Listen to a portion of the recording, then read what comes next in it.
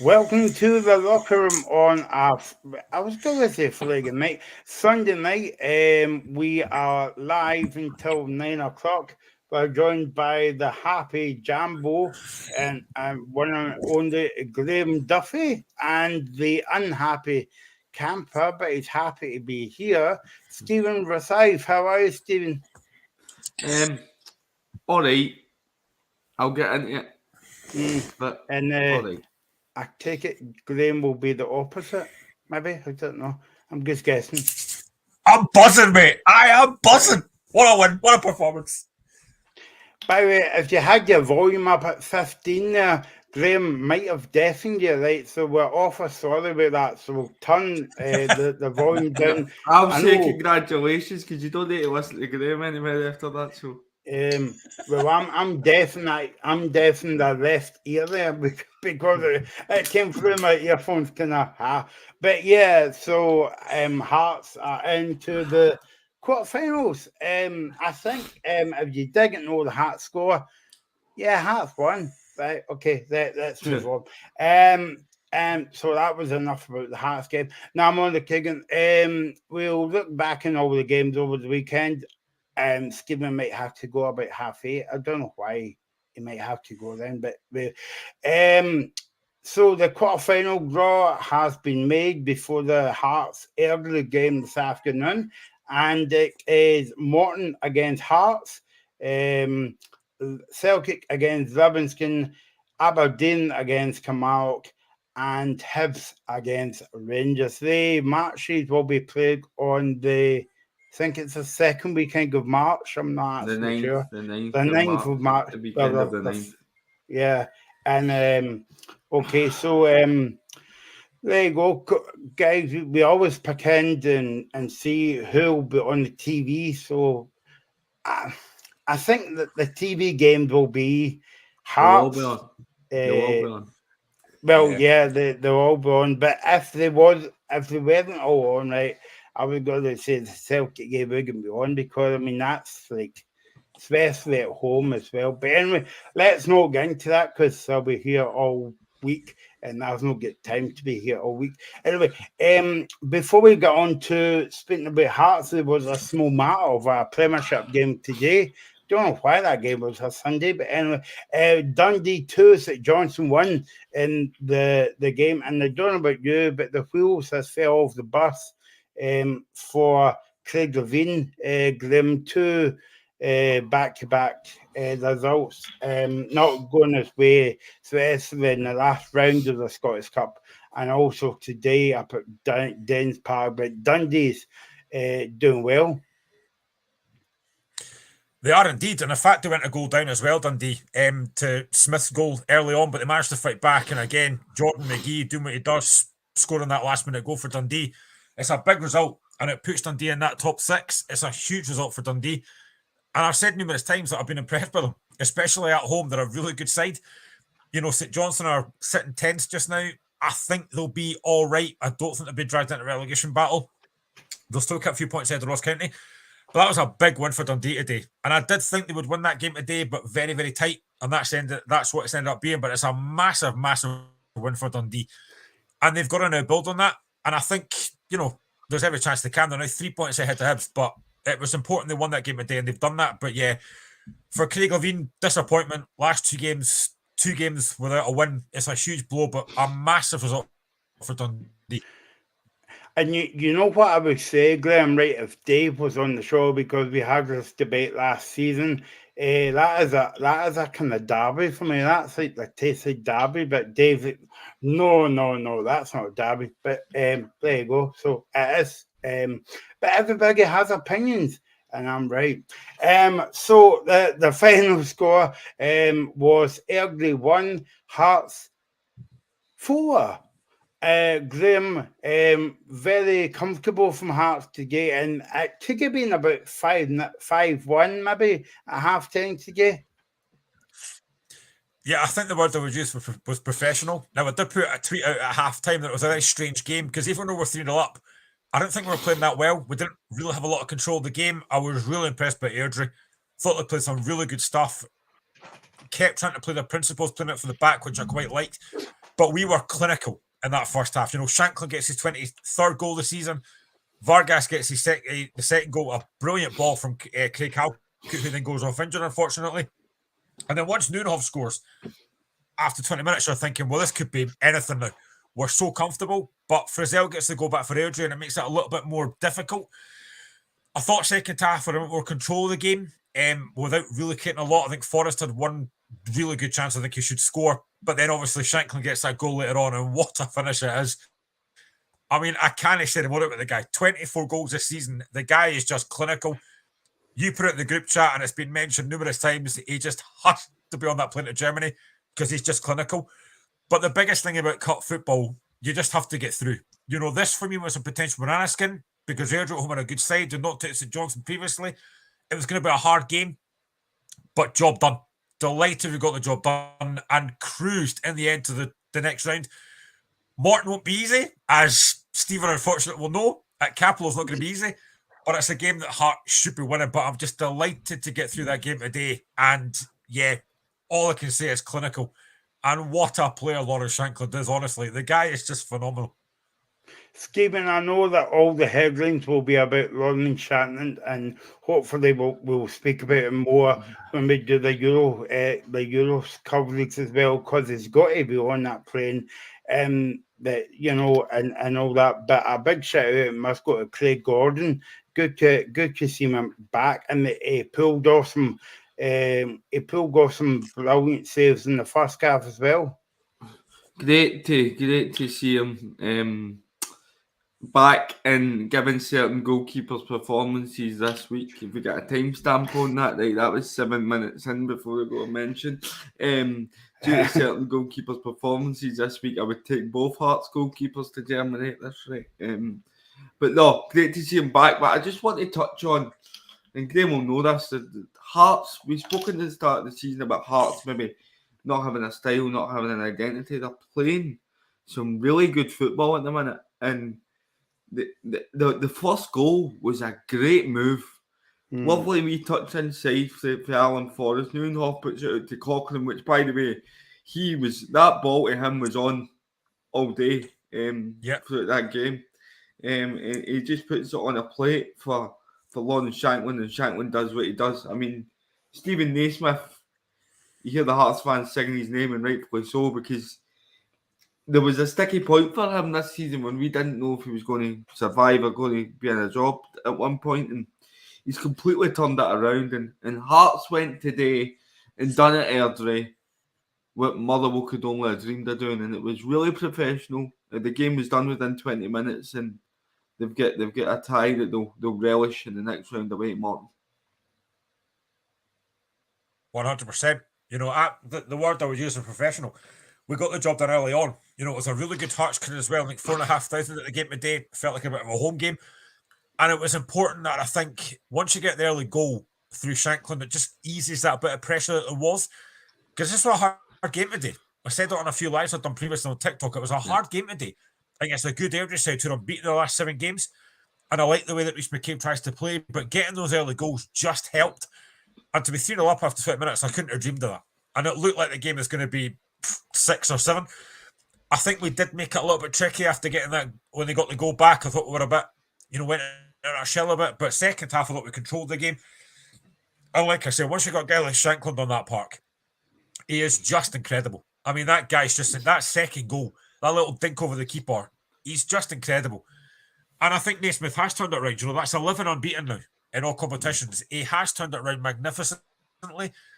And I'm really pleased with him. I think he is starting to get a style of football now.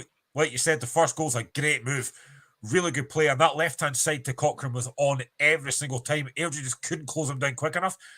So I'm delighted. Really, really pleased. Also delighted that Macaulay Tate got on the park again, because again, I think your contract for him as well, Graham? For an 18-year-old, I'm really impressed by him.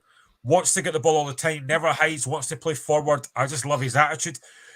And I thought it was a really good end performance from Hearts. And the main thing in cup football is just getting through. And we've done that professionally. Morton, it'll be a hard game at Capello.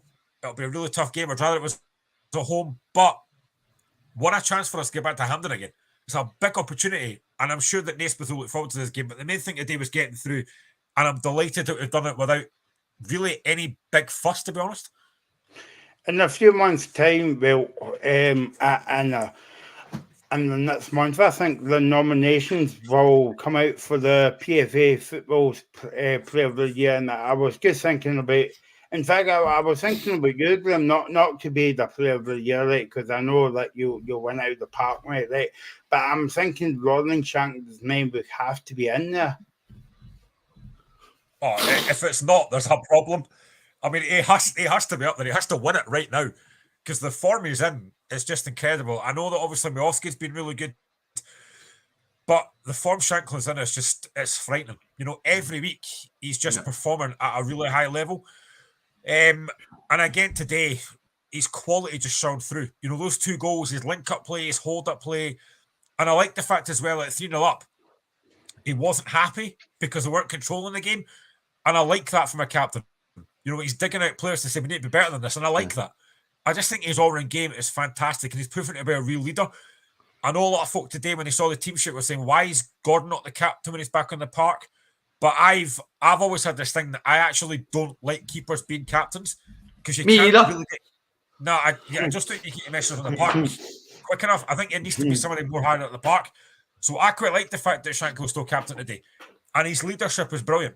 And if he's not Player of the Year, there's a massive, massive problem because he's been incredible. Has to be. I mean, you would know better than me, Graham, but obviously Hearts have, obviously I'm jumping about five forward here, but like if Hearts had a Player of the Year, I think he's going to win top goal scorer, Player of the Year, and that's only for Hearts as well.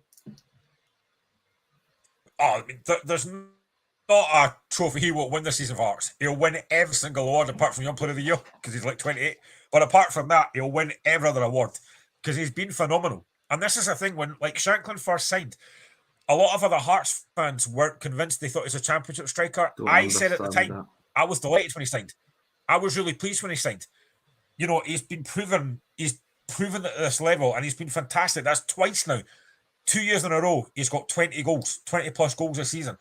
And he's on course to beat John Robertson's record of 30. He's got 24 at the moment. I think he'll beat it quite comfortably. He's just been incredible. He's in the form of his life.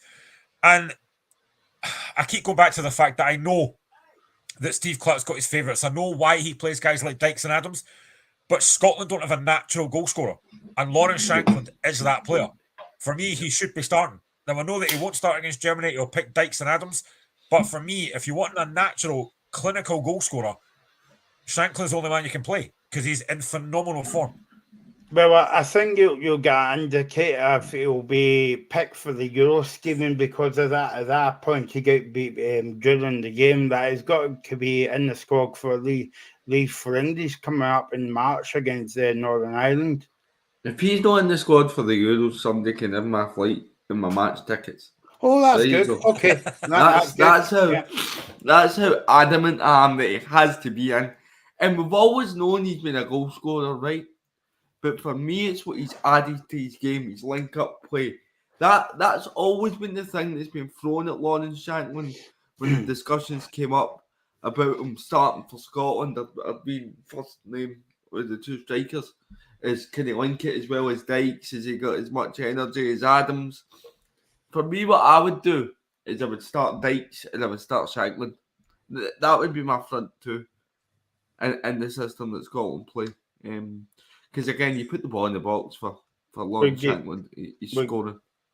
Would you put the 2 of them up front, or would you? 2 of them up front.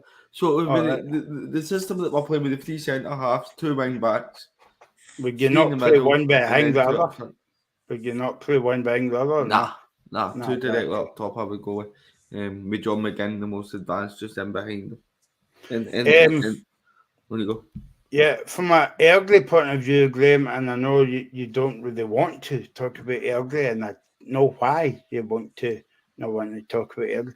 But how unusual is it to see Rhys McCabe on the park and the assistant manager on the park as well? I don't think I've ever saw that in my life before at a game of football.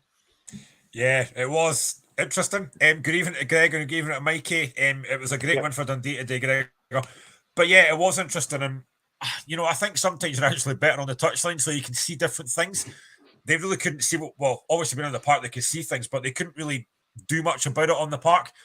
But it was, I said it during the game, I actually was impressed with Airdrie. I thought they played some really good stuff. Mm-hmm. They kept trying to pass out for the back. They didn't, even at 3-0 down, they didn't change the philosophy. A lot of managers would have thought, right, we need to do something different here. But I like the fact that McCabe stuck to his tactics. And that's great. And I think Airdrie were very impressive today. The only thing they didn't have was a guy like Lawrence Shankland at the top of the park. They didn't have that clinical nature. I thought Todorov caused problems. Obviously, Firhill gets his goal. But I was impressed with Airdrie today. Even though they got beat 4-1, I thought they played some really good stuff. I thought they were a threat, especially first half. They hit the bar as well at one point. I was impressed with them. If they can keep that going, then they'll be a really good team in the Championship this season. But they just need, and they said it before the game as well, during the commentary, the only thing that Airdrie don't do is score a lot of goals. And I thought today they had chances today, but weren't clinical. If they had a Lawrence Shankland, they would have scored a lot more goals today.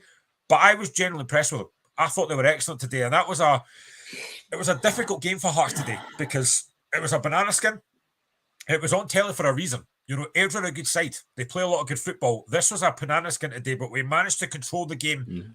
After we got 3-0 up, I didn't think we controlled the game, but second half we did. But overall, I was generally impressed with Airdrie, and I think Rhys McCabe is going to be a very, very good manager. He's got a lot of good attributes, and I was generally impressed with him today. You've got a question there from Mikey. Graham is saying Hearts looked brilliant today. Would you say that Macaulay Tate should be more of a 6 as he dropped deeper a lot? I think he probably should. For me, Macaulay Tate's kind of game is getting the ball, passing it forward. He came on for Benny today. Now, I think from what I've heard from different sources, Benny will be the next one to sign a longer-term contract, and I'm happy with that. I like Benny Maringame. He just needs to avoid injuries, which is a big thing. But I'm a massive fan of Macaulay Tate. His first thought is get the ball forward, and I like that. And again, I thought when he came on today, I think when you come on and you're like 3-1 up, it's a lot more easier. And I thought he was very good when he came on, but I'm a big Macaulay Tate fan. And I think I'd like to see him start more. Whether he will, I don't know. But the thing is, Stephen Naismith knows him because he coaches him at the B team. So if anyone knows what he's like, it's going to be Naismith. But I get the fact that he wants to kind of ease him in gently. But anytime I've seen him, he's been great. He came on against Dundee at Tynecastle when we're 2-0 down and changed the game. Came on at Dens Parker again. I thought he was really good. Came on today again, looked really tidy. I kind of go back, and I know that Mikey knows this on my TikTok live that I did the other day, but we had Harry Cochrane at Hearts who scored against Celtic on his debut at 16, and I think he thought he'd made it, and now he's in the Championship. I don't think Macaulay Tate's that kind of guy, though.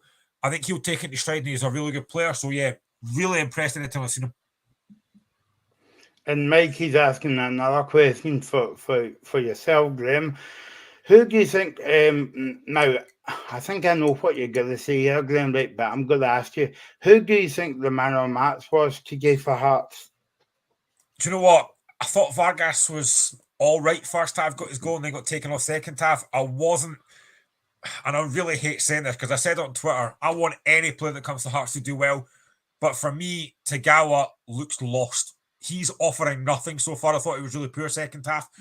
But for me, man of the match wasn't Shankland. It was Callum Nieuwenhof.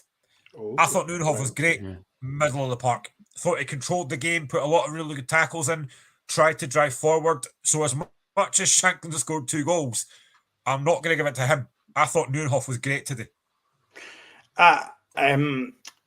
Talking about Airdrie for a minute, Graham, I mean, fair play to Airdrie. I mean, when they went 3-0 down, you're that, well, is it going to be 6 or 7 now? But, I mean, fair play. Airdrie started, Airdrie continued to play football. Basically, it was Airdrie's cup final today. They kind of like knock the ball at the back very well, and they get a goal out of it as well. So they'll be happy with the performance. I know that sounds a bit daft me saying that because they still get beat, but also they as well as playing against Hearts in front of their TV cameras, you get a big payday as well.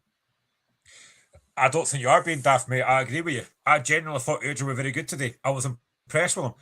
when you're 3-0 down to a Premier League team after 20 minutes, you can easily crumble and lose 6 or 7. But I like the fact that they stuck to their philosophy. They still tried to play the ball from the back. They still tried to pass it. And I like that. It's very difficult to do. At 3-0 down, they could have thought, right, we're just going to launch it long and just try something different. But they didn't do that. They stuck to their game plan. And I like that. I like managers that have a game plan and actually just stick to it. So I was very impressed with them.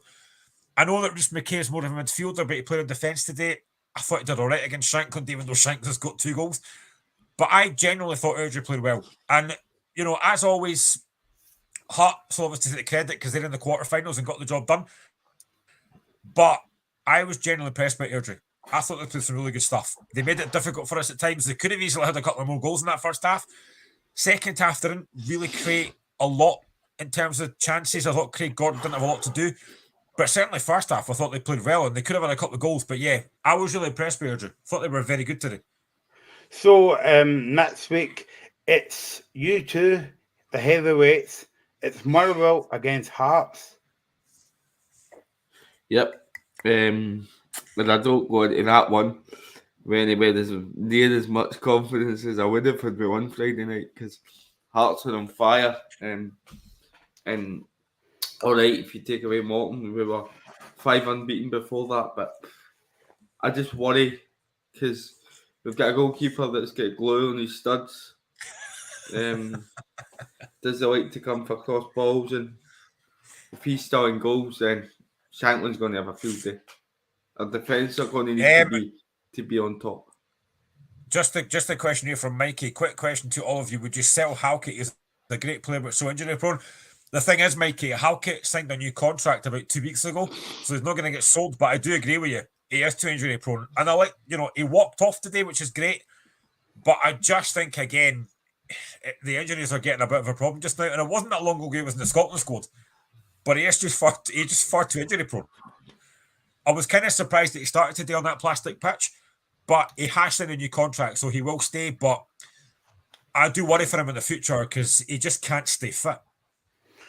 Obviously, we will speak about this next week and, the next few weeks in the showground, but there's a difficult couple of games coming up next week against Motherwell, and then you go to Ibrox to face Rangers. Now, I think that Hearts will take confidence from the last time that you were 1-1-0 right up until 89 minutes, and Rangers got a VAR penalty and they won the game as well. This is going to sound really daft, right? But we're in a really strong position just now. So even if we were to drop a few points, it's not going to make too much difference. Because I think, if we're going to be honest, Kilmarnock will drop more points. Hibs, St Mirren, Aberdeen will drop more points. We're in a strong position. Now, if we can beat Motherwell next week, I'm not going to take nothing for granted because it is a difficult league. Yes, we should win. We're a better side than Motherwell. We've got quality up front of Shankland. But if we can win that game next week, we're in a strong position that even though our next 3 games after that are Rangers, Celtic and Hibs, we can afford to drop a few points and still be in a commanding position. So, and I think the way we're playing just now, and what has really surprised me about Stephen Naismith is our away form has been sensational. I mean, we just looked a lot better away from home. Our away record for a long, long time was horrendous. Stephen Naismith's improved that now. It has been fantastic. So we could go to Ibrox and have a lot more confidence than we might have done before. And yeah, you're right. That game at Ibrox, I think we're a bit unlucky not to take something out of the game. But we can afford to drop a few points and still be in a great position. So I'm not actually overly worried by that now because we're in a strong position now. There you go. So there you go. A good performance from Hearts today as they won by 4-1 against Airdrie today as well. And I'm going to keep asking you that. I'm going to keep asking you this, but obviously performances like that is going to win over millions of fans about Naismith because, they were 50-50 up until a few weeks ago. You were calling for maybe Naismith's head a few weeks ago, Graham, or maybe before Christmas. I can't remember now. But so do you think performances and wins like that will start to turn heads at Tynecastle towards Maisie? 100%. I've said before, results change narratives. Now, he's now 11 games unbeaten in all competitions. It's been an incredible run after we lost to Aberdeen at the start of December. I didn't see this coming. Now, I think he has started to develop a little style of football, which I can kind of see now. He's starting to try and play football on the ground. He's trying to get like players passing a lot quicker. And I'm impressed with what he's done. But like I said, results change narrative. Stephen will know this as a Motherwell fan. If you get results, you'll be happy. If you don't, then fans will start to kind of get on your back. But Naismith's done a great job. Now, I make no bones about this, and I said this, Michael know this because I did a TikTok live the other day, and I said before that I wasn't a fan of Naismith, and I'll admit that, but I got it completely wrong. I thought he would have been sacked before Barry Robson was, because I just thought it was an appointment that didn't need to be made. He had no experience. I thought he was, after the Aberdeen game, he got beat 2-1 at Pittodrie. I thought he's gone, but he's turned around, and if you win games, that's going to happen. So he's turned me around completely, and I'm really impressed by him. He had that thing, I wasn't there, but a few weeks ago, he had the thing at Tynecastle about the management event. And from what I've heard about that, he came across very well. So I'm really impressed by him. And I think there'll be a lot of folk probably now thinking, but another couple of results, if they don't go their way, Hearts fans will start to turn. I won't be, because he's completely turned around. He's done a great job. Now, I know a lot of folk will say, but if it wasn't for Lawrence Shankland, every team needs a guy at the top end of the park that's going to score goals. Aberdeen have got Majowski. We've got Shankland. Yeah. I think, honestly, Naismith's done a great job, and I'm really, really pleased for him. And I'll admit, hold my hands up, I got it wrong. I got it totally wrong. He is the right man for Hearts now. I wouldn't have said that weeks ago, but he's turned it around. See, but this is the thing. See, when you give a negative opinion like that, like you're saying you want Naismith out, you want to be wrong. You don't want to be right. You know what exactly. I mean? You want them to turn it around, and I think this is where I hate it when people call fans fickle, because we're not. We just comment on what we see that week. It's the same thing that pundits do. It's the same thing. I don't think there's anything wrong with wanting the best for your club. And if you're not winning, I mean, listen, Stephen, you've had a run of like 15 games unbeaten, 15 games without winning at Motherwell, but you were never really one of these fans that went, I want Kettlewell out. Livingston fans have had 17 games without a win, and they weren't fans that were kind of saying, he's got to go. I think you've got to kind of take things in isolation. And I think, listen, I got it wrong, and I'll hold my hands up and admit I got it totally wrong. I think Naismith's done a great job, and if he keeps winning, fair enough. Don't get me wrong, right? There is an element of fans that are fickle, but I think it's only a handful, and it's seen on pages that I'm on Motherwell pages and stuff that we've just went 5 games without a win. We've lost to Morton Friday night, and there's some guy tweeting about what has Kettlewell done this season? Get him out. No, there needs to be a sense of realism. Look at where the club posted where they are financially. Look at the injuries that we had in the first half of the season, where you get Mika Berra injured for a long spell of time. Lennon Miller gets injured. We've had injury problems at the back with Callum Butcher and Dan Casey. So I only really start to judge Motherwell when we can get our best team on the pitch. Now, there's a couple of things that I think aren't happening, and that's that Liam Kelly's been far too protected. If it was anybody else in any other position, they would be dropped. Because it's not just Friday night. There's been several accounts this season where he's let us down. You look at the goal that we score on Friday night, it comes from Adam Devine making a great run down the right-hand side. Now, to me, we brought these fullbacks in, play them, because Stephen O'Donnell isn't as mobile for me getting forward. So we're already limited there. And just give the right players a chance. Because if we do that, I really think we can kick on. We're only 4 behind Dundee. Dundee don't have a game in hand anymore. There's an opportunity here for us, because I don't feel going to Pittodrie. We've already won at Tynecastle this season. But start the right players. Here's a question for you, right? And I think, Michael, you might have said this weeks and weeks and weeks ago, but I want to take you guys back, right? Because as a Hearts fan, I was embarrassed by this, right? So I'm going to ask you guys, and ask you guys in the chat as well, right? When there was that Sky interview with Stephen Naismith and Frankie McAvoy, that didn't go down well with a lot of folk. Now, I completely got it. And Michael, I think you put in the chat as well, it didn't look great. And I got that. I mean, from an outsider's point of view, right? Did you think from that moment till now that there would be this massive turnaround? Because I didn't. Well, what's happened in between, Graham? Frankie McAvoy's away. He's not He's there. still there. He's still He's there. still He's there. in the dugout. Yeah. No, he's in still the there. dugout. Sorry. He's number 2. That was my mistake.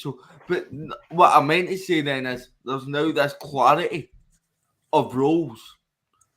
Whereas before it was kind of like the two of them were the face. You now notice Naismith. And we spoke at the start of the season about how that lack of clarity must be affecting the players. Now look at them. For me, it's embarrassing, Graham. Like you should really keep that thing in house as well. And No, I agree.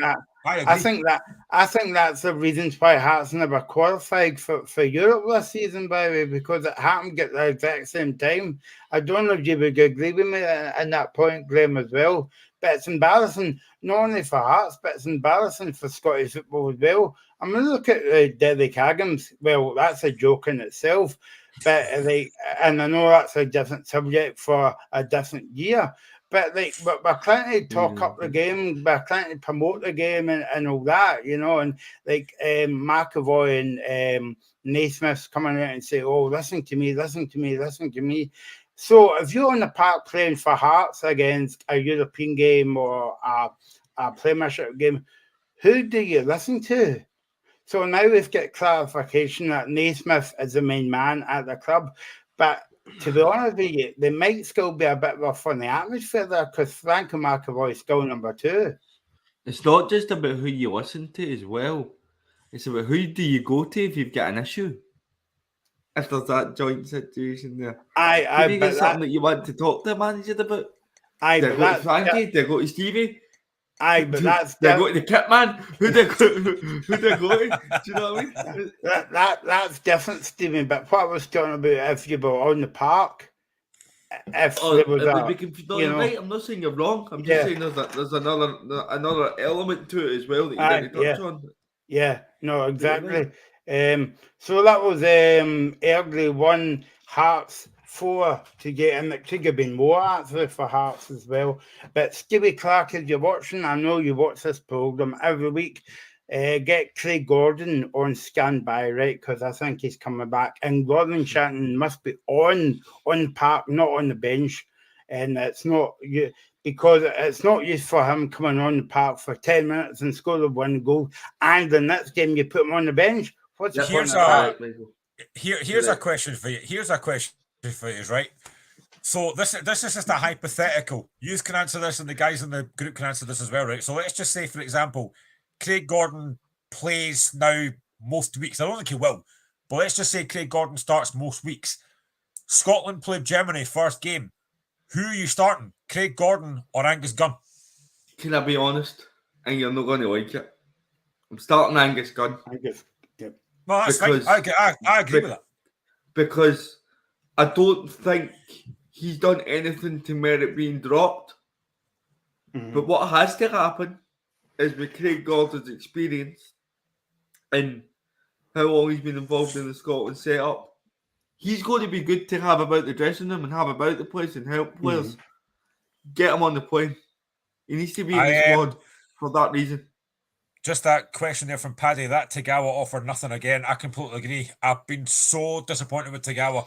I thought today was a chance for him to come on and show something. 45 minutes against an Airdrie side that were not struggling, but weren't offering much going forward, and I thought he was really poor. He just looks like he's struggling just now. See if he scores a goal. Just a quick one.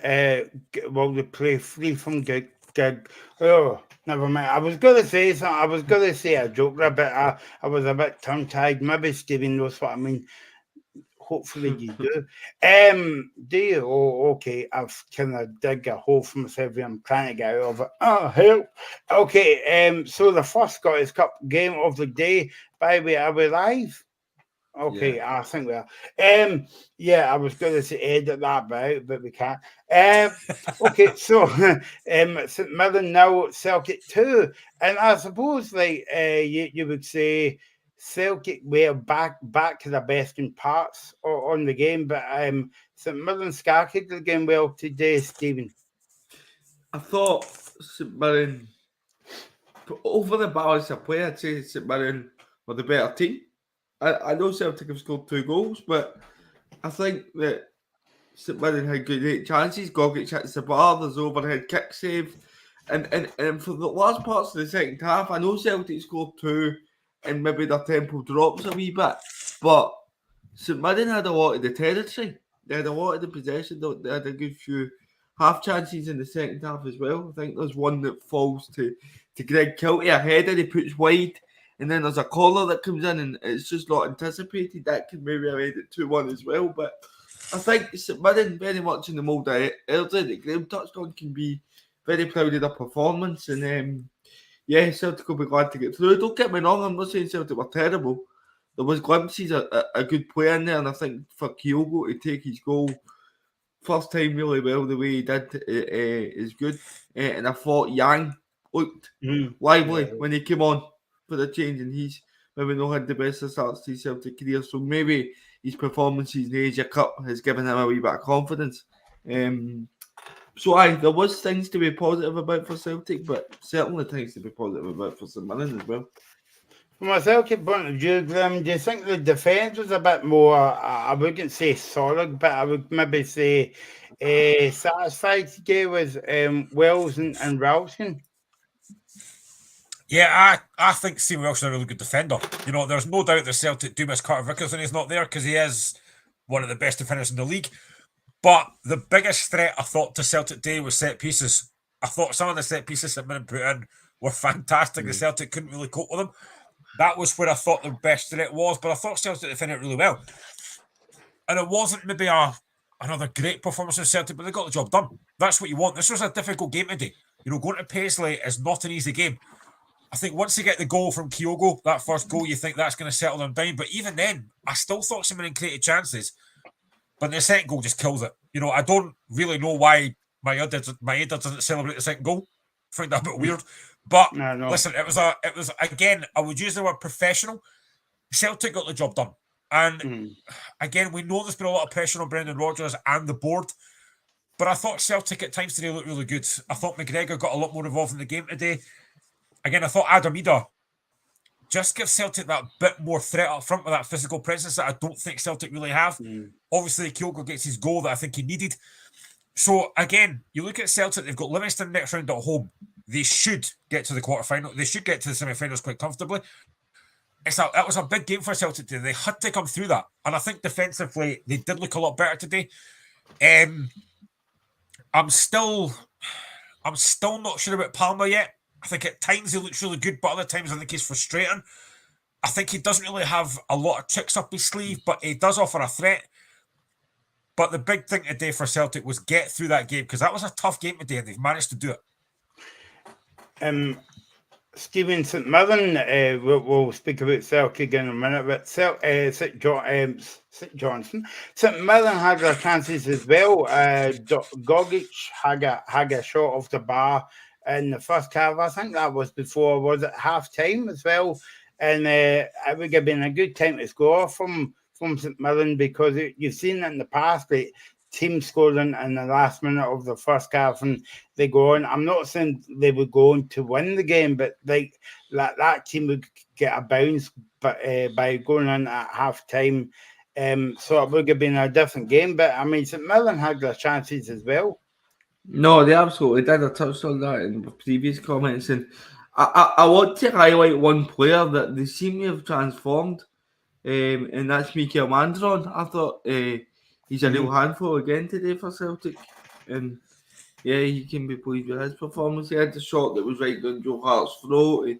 He was a physical presence. They seem to have got something out of him that we didn't manage. I don't know whether that was maybe because Van Veen was a focal point, but no, they've got two ex-Motherwell boys there up top now, and James Scott and Mikael Mandron. And no, they seem to, Mikael Mandron in particular seems to have really turned the corner. But I think St Mirren are just stereotypical Stephen Robinson. They'll be solid throughout the season, and very rarely will they dip. And it was kind of a performance today. They played well, just that cutting edge maybe in front of the goal, and let them do.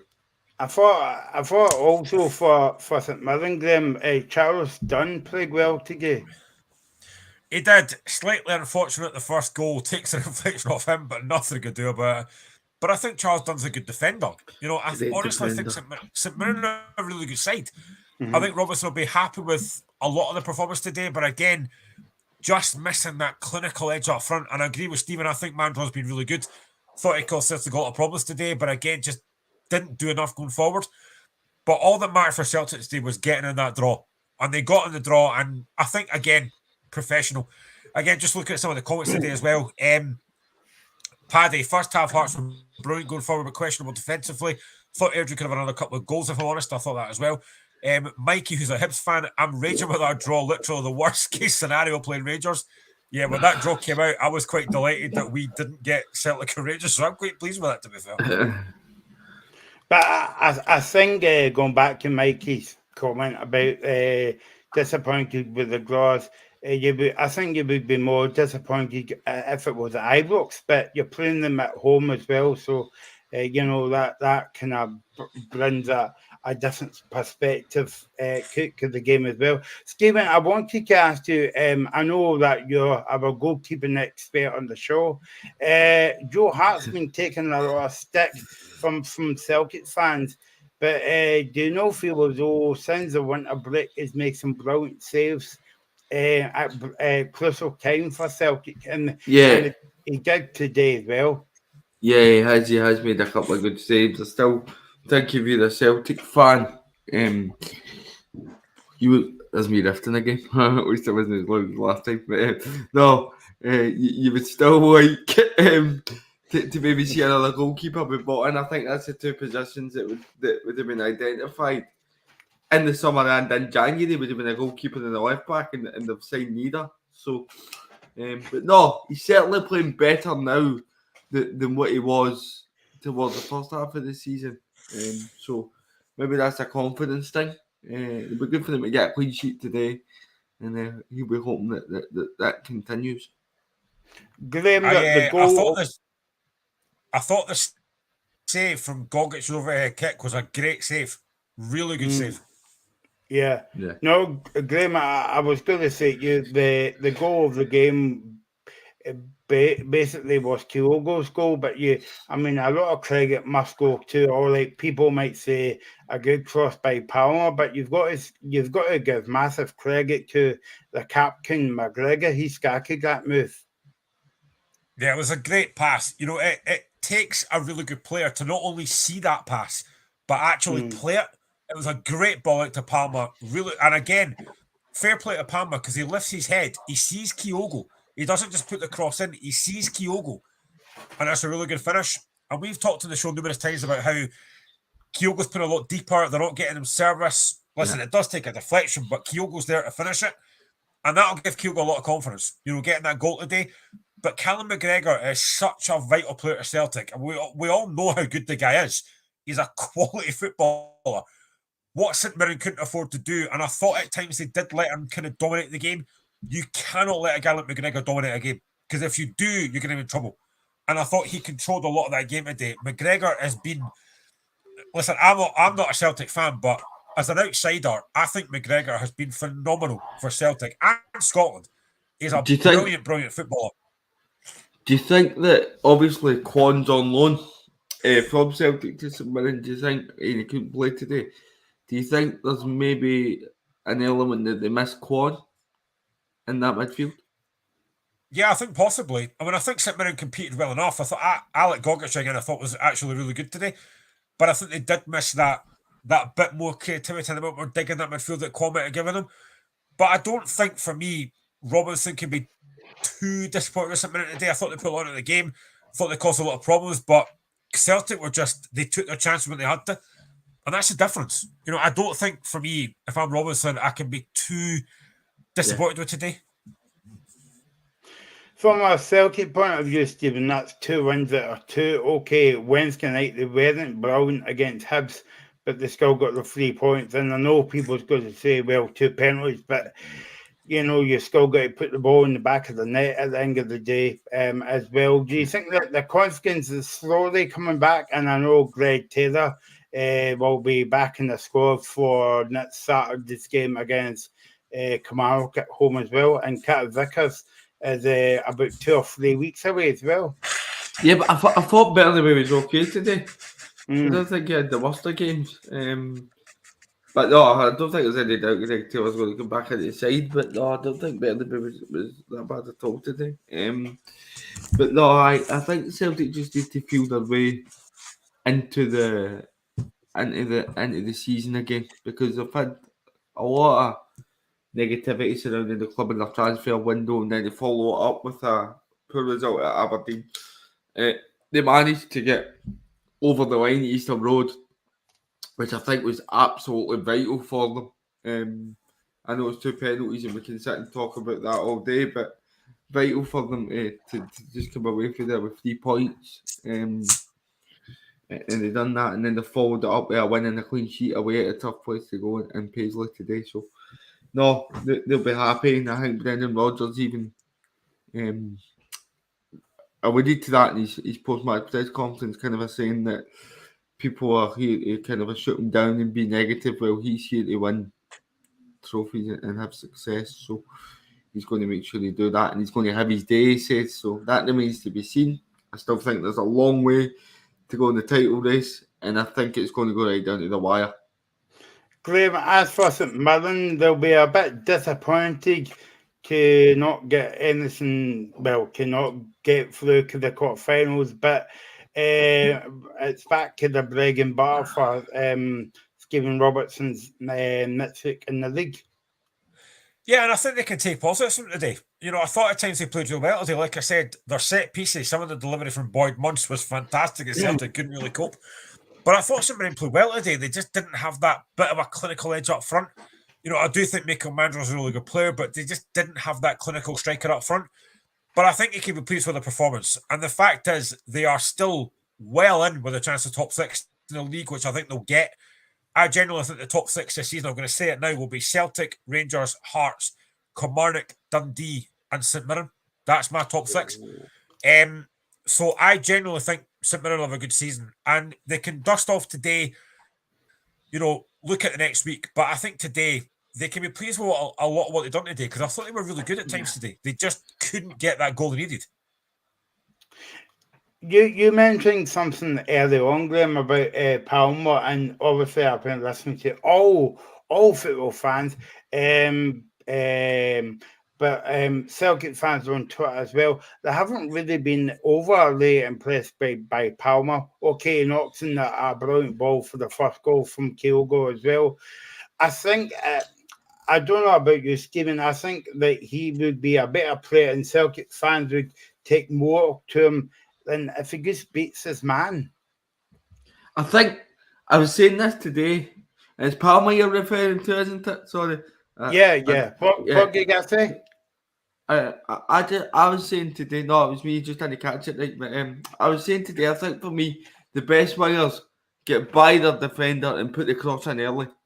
I think too often this season, Celtic have been trying to play through the wings, and when it gets to the wingers, they kind of beat a man, go back, try and beat him again, instead of just having that purpose that, right, got the ball, got the fullback 1v1, going to run at him and swing a ball in.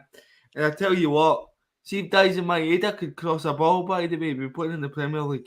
How many times does he overhit a cross?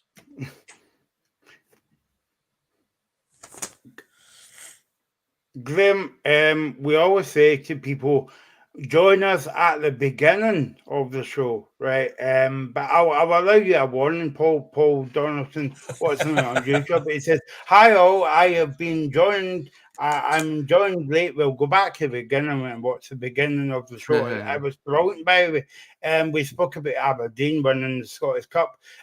He says, I've been watching another live stream, so I'm interested to know what. No, in fact, don't tell me what it is.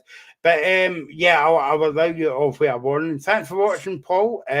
Well, just in time, because we're going to talk about Aberdeen very soon, and Dig and Neil Warnock's first game and yesterday as well. So, Celtic in the next round against Livingston, Graham. I mean, the Celtic fans would be confident now of making a return back to Hampden for the semi-final. I would imagine so. I mean, you can't ask better than that. A home draw against a team struggling, you can't ask better than that. It's a great draw for Celtic. The fact that at home they should easily get into the next round. For anyone that's actually not seen the draw, I'll just remind you of it. So it is now Morton against Hearts, Celtic against Livingston, Aberdeen against Kilmarnock, and the tie of the round, Hibernian against Rangers. So some decent games there. The ties will take place the weekend of the 9th of March. But yeah, Celtic will be very, very confident at home to Livingston. They should easily win that game. And I honestly think the Scottish Cup is quite open this season. There's quite a few teams could easily win this. But you always have to fancy Celtic. But it's going to be interesting to see what the rest of the draw might be after the quarterfinals. But yeah, Celtic will be confident.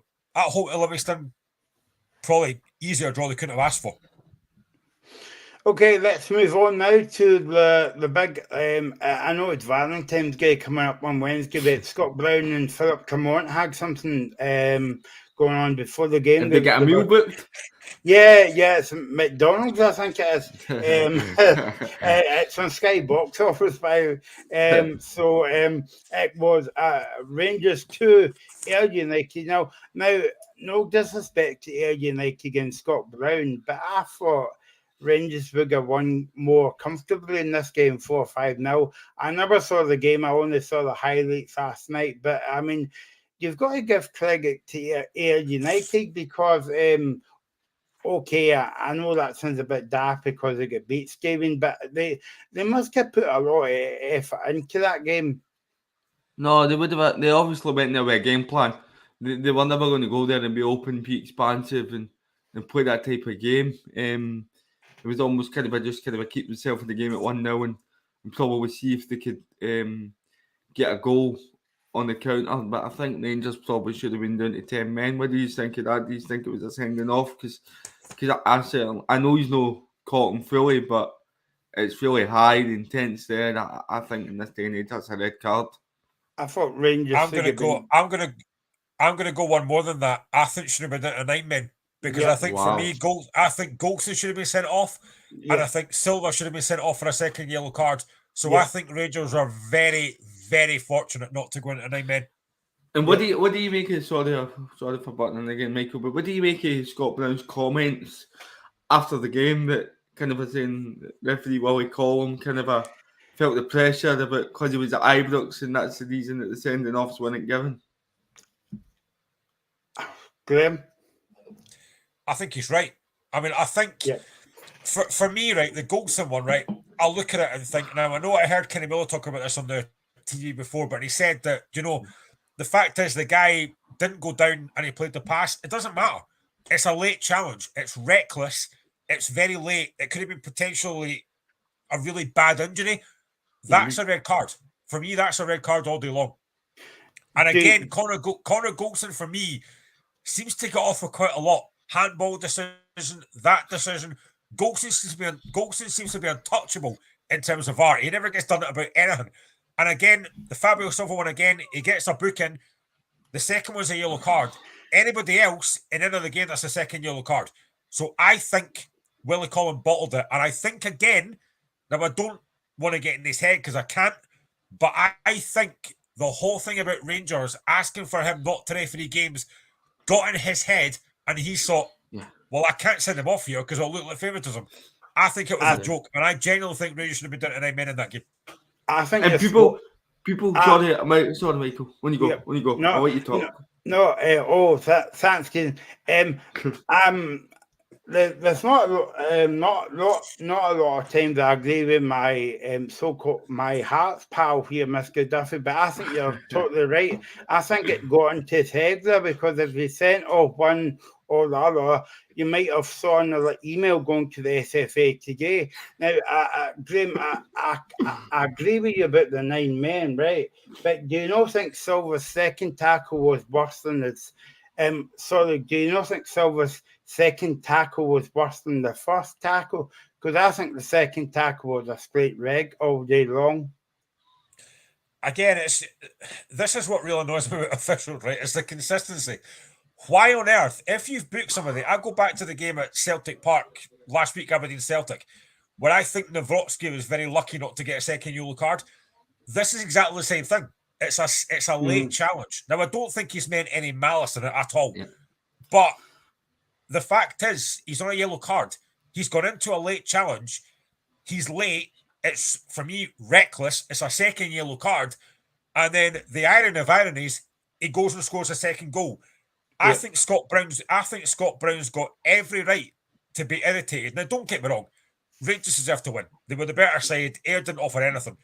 But the fact is, all anybody wants on this show, on any other show, is consistency. That's a second yellow card all day long, and he's got away with it. So I agree with Scott Brown.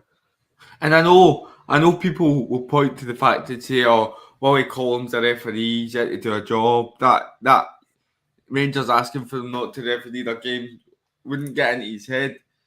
But at the end of the day, people need to remember he's only human. I would feel pressure in that situation. You would feel pressure in that situation. All right, he should be there to do a job and he should give the second yellow card, but he is only human. But the difference is, Glenn, right? See if Rangers didn't write an email to the SFA, right? Would Rangers be getting the 9 men? This is where I kind of said this on Friday as well. This is where I think that sets a dangerous precedent. You cannot go to the SFA and say who you want to referee games, because every team could do that. I'm sure that you could do it as a Celtic fan. Stephen could do it as a Motherwell fan. I could do it as a Hearts fan. Say referees we don't like. It sets a really dangerous precedent. You can't do that. And I just think writing that letter to say we don't want Willie Collum refereeing this game, it just puts added pressure on him. And I genuinely think, like I said, I can't get Willie Collum's head. I wouldn't want to. But I genuinely think he's thought, I can't send him off here because of my Ibrox. I'll get canned for this. I can't do it. And I think that's added extra pressure to him. I think it's a really, really. I genuinely think for me, the Fabio Silva second yellow, it's a poor decision. But for me, the Connor Goldson one's worse. Watch the challenge. It's worse. That's a red card all day long. And he's let him off with it. I think that's a joke. And they went over to book Scott Brown as well. I know. He gave Scott Brown the yellow card, but I don't know if that was to please the Rangers fans. Rangers fans, you can comment if I'm mean Grim's talking out of hookers, as they say in Scotland. But I think it was just doing that to appease the Rangers fans, Stephen.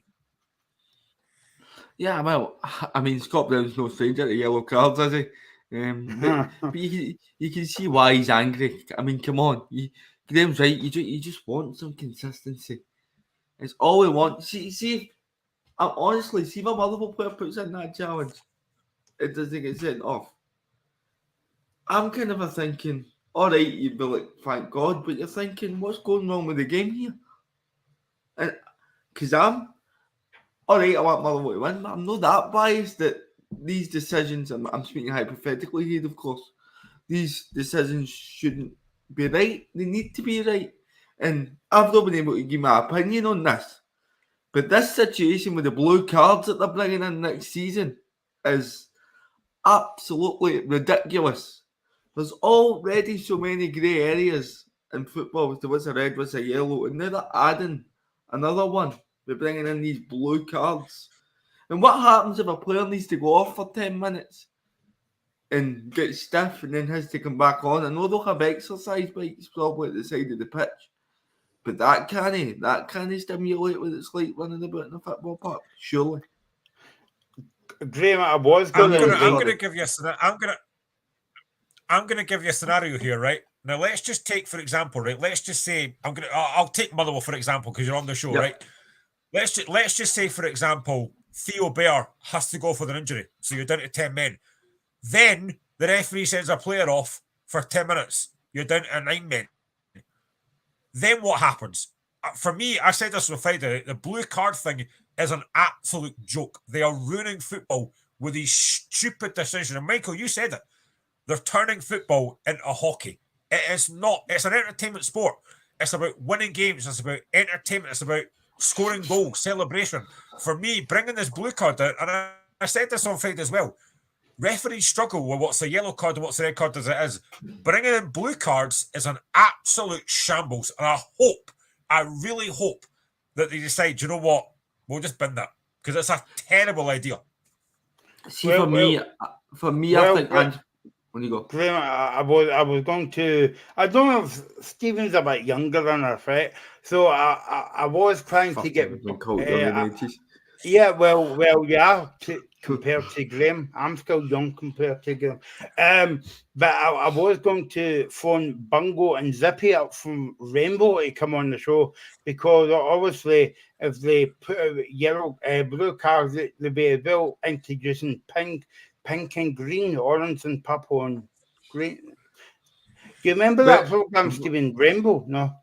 They've got to turn that into the Rainbow Week, and I'm joking. But no. Aye. The thing for me is, I think Ange Postecoglou summed it up perfectly, right? He's come out and said that other sports are doing everything they can to speed up their game, to make their game faster.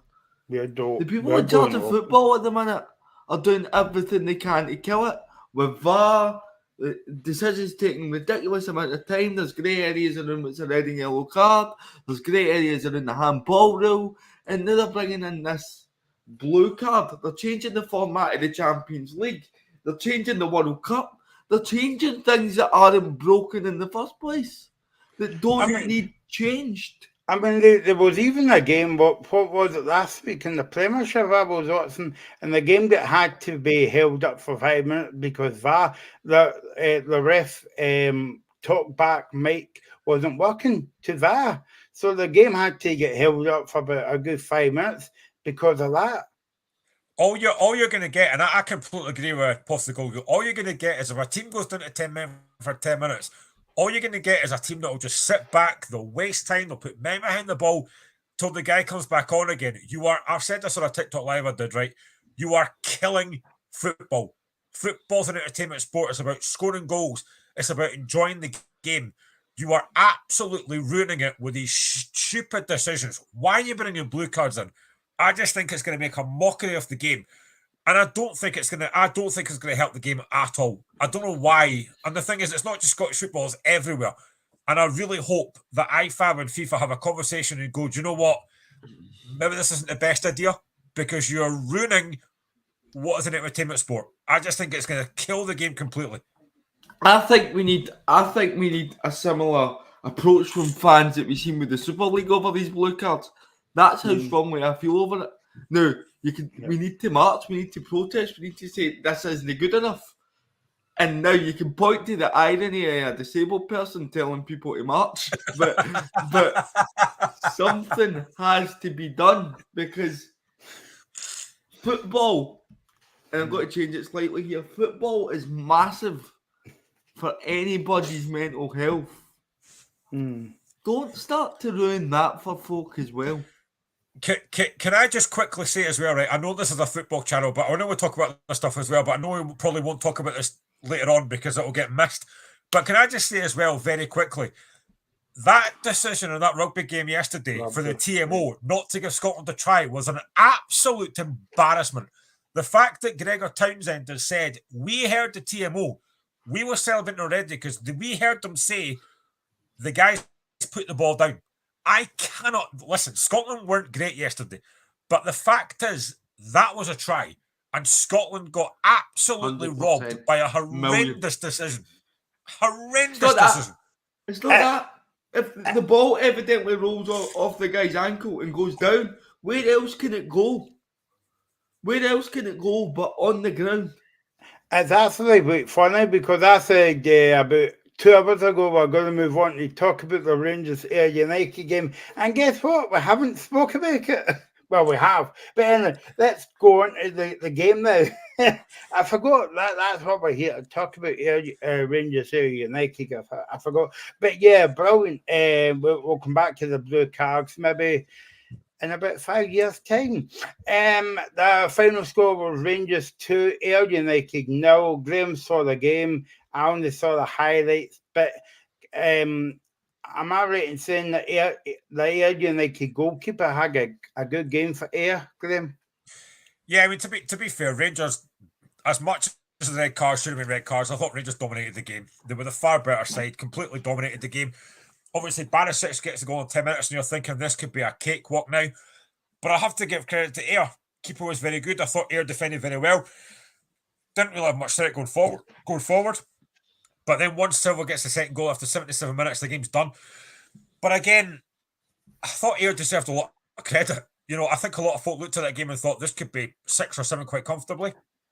But they kept themselves in the game. They made it difficult for Rangers. Rangers completely dominated. But, you know, I think Scott Brown again can take a lot of praise from that game and a lot of credit because they weren't hammered, a lot of folk would have thought. And I think they can be quite pleased with that. They've got to carry that on for the season now. But again, it's a case of job done for Rangers. Another game undefeated for Philippe Clement. They've got a lot of players coming back as well. I thought Oscar Cortez was really good as well for Rangers as well. So yeah, again, I keep using the word that I've mentioned numerous times before, professional. And that's what Rangers were, professional. Yeah, I was very impressed by Cortez, Stephen. I thought he played well. Okay, he scored a goal for Rangers, but his awareness on the part was good as well. Yeah, I'm sorry, guys. I'm going to need to take your word on things when it comes regards to player performances because I was at another gig on Saturday night, gig daft here. But no, I have seen the important incidents, and Cortez takes his goal well, and it's a good start for him in the Rangers jersey, and I think he has looked really lively in the snippets that I've seen of him. Stephen, Graham, I don't know about you, right, but when I was at school, my mum said you need to do your homework or else you won't get your dinner. And Stephen still got the. I've not had my dinner yet, so you know, right? Yeah, but as I say, Edinburgh, Stephen, you tease it. Can I just say as well, by the way, I know we're live and stuff, but I just want to say as well, by the way, anyone that obviously hasn't seen the show before, I just want to say this now because we're live. Stephen has been an absolutely fantastic addition to this show. He's really knowledgeable. He's a brilliant, brilliant guy. I've got to know him over the last few months, as is Michael. Stephen has been brilliant for the show. He's really passionate about what he talks about. He's a fantastic, fantastic guy. And I'm so pleased that we've got him on the show because he's a brilliant, brilliant guy. And I can't speak highly of him. Honestly, he's been a brilliant addition to the show. Anyone who watches this know that me and Mike have done the show for a long time. We love doing what we do. We're always looking for different people to come on the show. And genuinely, from the bottom of my heart, Stephen is a brilliant, brilliant guy. A lovely, lovely guy. A Motherwell fan at heart. He's a fantastic guy. And I am genuinely delighted that we've got him on the show because he's a top, top bloke. I just want to put that out there while I'm on the show. Cheers, mate. Cheers. But do your research, Stephen. Cheers. I know what we were saying about Scott Brown and Philip Clement, but we might have to book a table for Graham and Stephen on Wednesday night at table 2 beside Graham 2. Let the loving continue. I'll dump my wife for Stephen. It's fine for one night. Paul Donaldson's trying to bottom me up because he says Rainbow was on the telly in 1992. Yeah, I know Graham was in it. He says you have to be in your late 30s. Cheers, mate. I am. And if you believe that, you believe in Santa. Brilliant performance by Rangers, but good experience for Ayr United, Stephen, and good another big payday for Ayr United as well. Listen, you seen them at the fans that they took to the game as well. There was a good amount of them in the corner. I did see that. But no, listen, it's good for clubs like to get these games on TV and get money into the club. And I know people that work there, the likes of Graham Murphy, and he's a great guy. So it's good to see they're doing good. Hopefully that continues. Mickey wants to be on the show. I know Graham has already spoke to me today, but if you can send me your details, mate, we'll get you on the show in the next couple of weeks. It'll be good to get a high B on the show because we haven't got a high B on the show as yet. But I'm wanting to see a fight between Mickey and Graham. That would be. Do you know what? Right? Can I just say, right? When I do these TikTok lives, I like doing them, and I've always said that if folk are respectful towards me, I'll be respectful back. And I've got to be honest and say, Mikey has been fantastic towards me. He's been a really, really good guy. So I would have no problem at all him being on the show. I think he's been absolutely brilliant. Genuinely be happy to get him on the show as a high B because he honestly is a really good guy.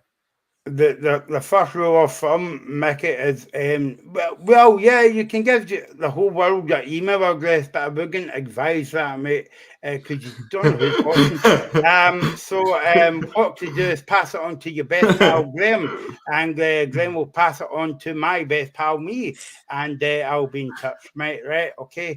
Happy Valentine's Day to you all. Yeah. So that is the Rangers. Okay, that is the Rangers game, Rangers 2, Ayr United. Now, let's talk about the Kamal game. And I thought this was a very surprising score as well, because you would think Stephen Kamark's been on fire at home. You would expect him to win 4-5-0, but you've got this whole big, massive respect to Paul Hartley's Cove Rangers.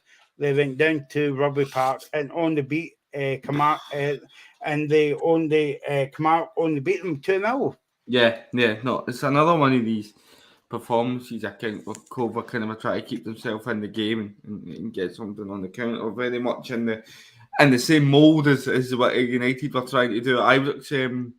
But no, I thought that Cove can come away for that game again. It sounds like we're repeating ourselves, but I think that's been a theme over the weekend in the ties. Is teams can come away for them with their heads held high, and they've been a lot tighter than what people maybe would have expected when looking at them on paper. And no, they've got great experience in there, and the likes of Mark Reynolds, who, by the way, I loved when he was at Motherwell, his time at Motherwell, and my big mate Mohamed Niang playing at Cove as well. It was good to see him back getting games, and no, they can be proud of their performance, and hopefully they can take that kind of a form and momentum. And if you can call it momentum after the defeat, I don't know, but kind of that'll give them a kick on in the league.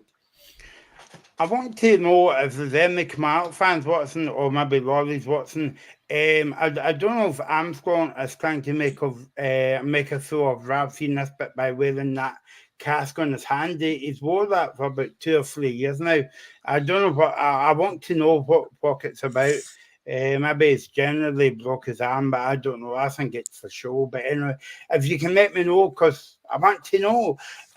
But he scored a goal yesterday, Graham, and I know you're talking about Shankland, and I know Armstrong's not in the same breath as Shankland, but he's scoring a little goal for Kilmarnock at the moment. Is that to me? Yeah, I think I've said this before. I don't think about Kilmarnock for too long. I think Armstrong's far too good for Kilmarnock, but he's been superb. And again, yesterday he was really, really impressive. And again, I thought Cove were very good. Had chances in that game. I think again, like Ayr United, Paul Hartley can be pleased with his team's performance. But Danny Armstrong's such a quality footballer. He generally is a really, really good footballer. And I think he will go in the summer. I don't know where he'll go, but I think he'll go in the summer because he's just too good for Kilmarnock. Sorry, Kilmarnock fans, but he's just too good for you. Honestly, I'm really impressed with him. He's a fantastic player. He's got all the time in the world. I think. Oh no, man! You're not making an Armstrong reference and that like that. Jesus. Anyway, I think I seen a stat that in 100 games for Kilmarnock, not including SPL Trust Trophy, though I think he played 4 games there, that Danny Armstrong's got 42 goal contributions in 100 games. I think for a club like Kilmarnock, that's almost 50% of his games he's coming up with a goal contribution. I think that's absolutely fantastic, and Kilmarnock will be doing everything that they can to keep a hold of him. And Marley Watkins, Ongler's goal scoring for Kilmarnock yesterday, Graham. It set Kilmarnock on the way to meet Aberdeen in the quarterfinals. Yeah, and again, I think Watkins is a good player. And it was a good goal as well. Really good finish. Again, I've said it before, I think Kilmarnock got a very good side there. And they've got a really good manager. What a chance again for Kilmarnock to try and get to Hampden. Yes, difficult game up Pittodrie. Ain't going to be easy. But if anyone can get there, it's Derek McInnes. I've been very impressed with them. I think, like yourself, I thought they would have won that game more comfortably last night. Yeah. But again, it's just about getting the job done. It's about being professional and getting in the hat. It doesn't matter how you do it. And they've got it. But again, I think most of the politics have got to Cove Rangers because I thought they were very good last night. But they've got the job done. They're in the quarterfinals. And fair play to McInnes. What a job he's doing at Kilmarnock. Absolutely fantastic. Into the quarterfinals of the Scottish Cup. Very good chance of getting, finishing fourth in the league. I think he's done a tremendous job.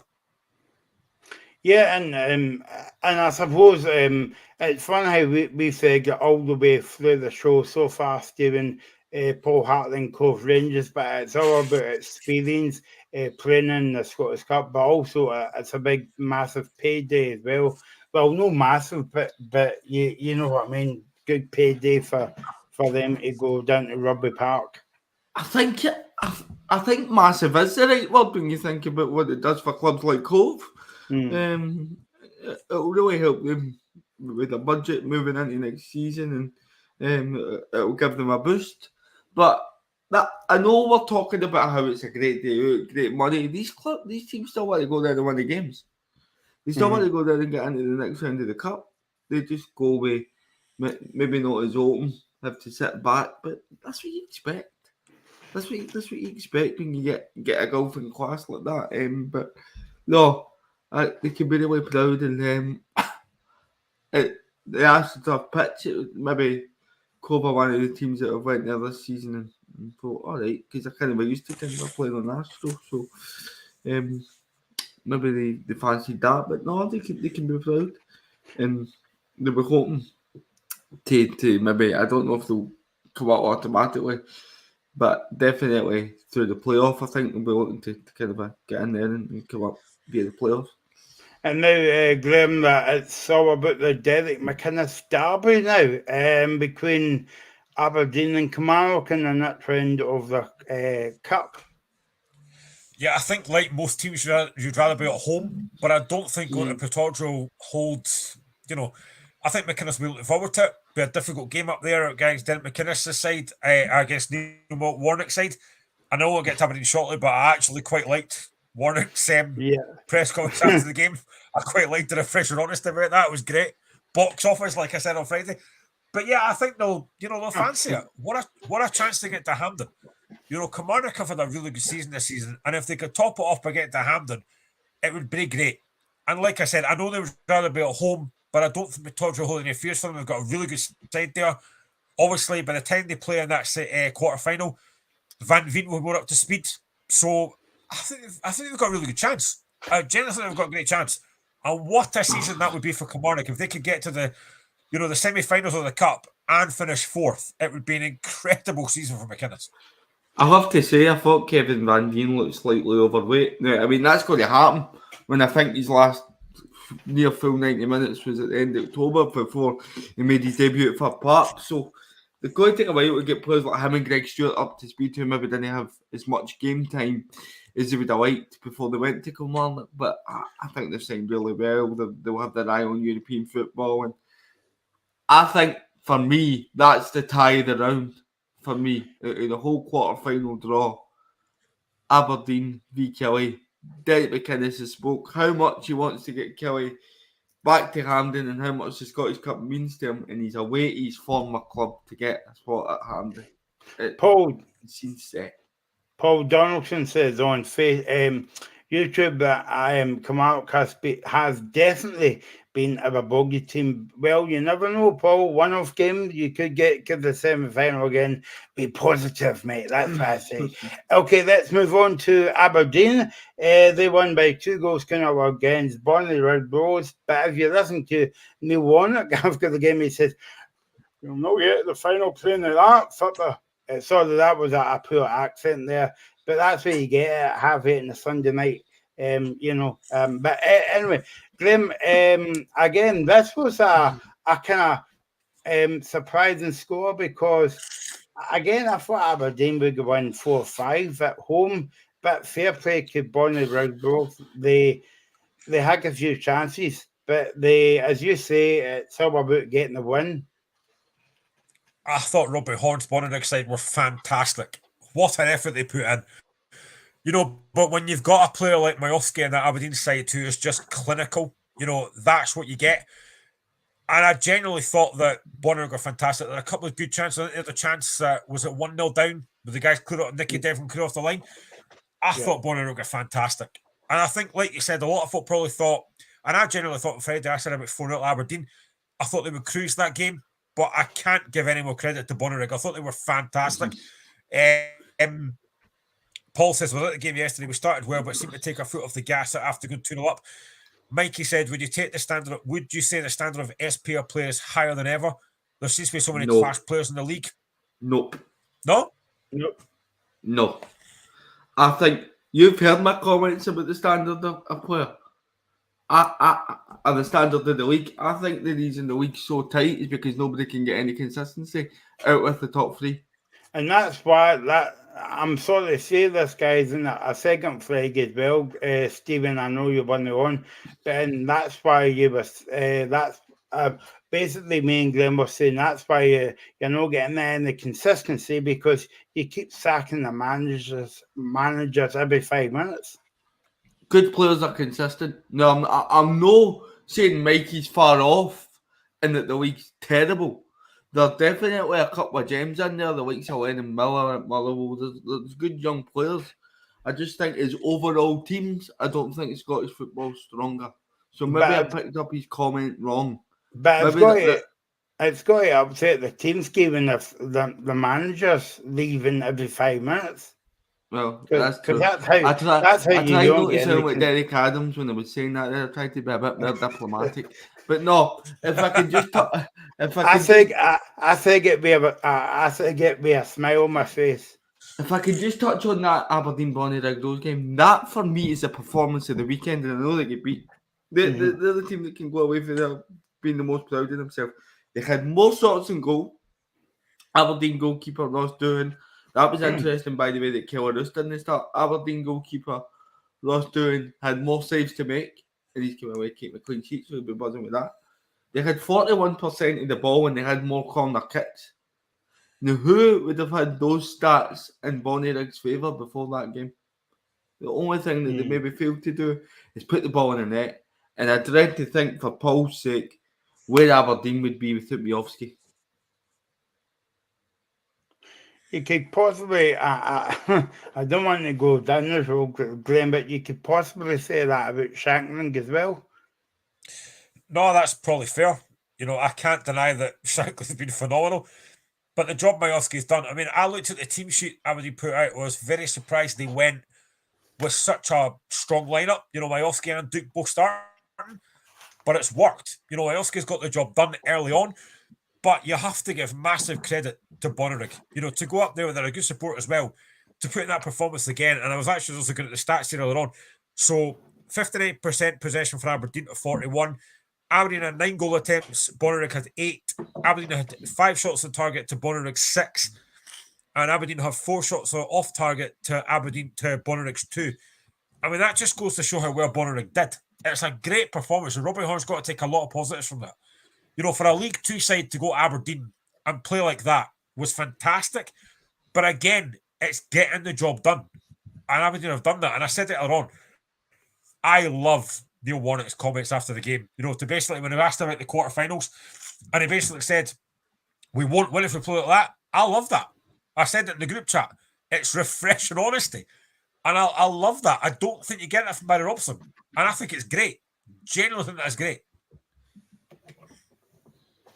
It's great to see, I know me and you spoke about it in the last round, Graham, but it's brilliant to see, wee clubs like Bonnyrigg Rogues going to the likes of Aberdeen and Celtic and Rangers and that, Stephen.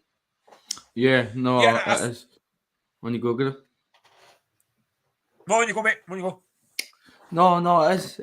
But you seen the amount of fans that Bonnyrigg take as well, and I seen a post. The biggest crowd with support for Edinburgh this season. One of the Aberdeen fans is just a wee poke at Hearts and Hibs fans there. But no, fantastic day for them. And by the way, the problem with it, thinking back, that could have been very different, very, very different. And we've seen it in the past in years in Scottish Cup, where like the likes of Falkirk getting to the semi-finals last year, Inverness getting to the final, Darvel doing so well against Aberdeen. This is why I said before the draw was made for not that round there, but the last round, that the Scottish Cup is the best competition. It's my favourite competition. It's my favourite time of the year because you get things like this. And this is your favourite show as well, Stephen, to come on, hopefully. Yeah, well, I always do. Let's move on.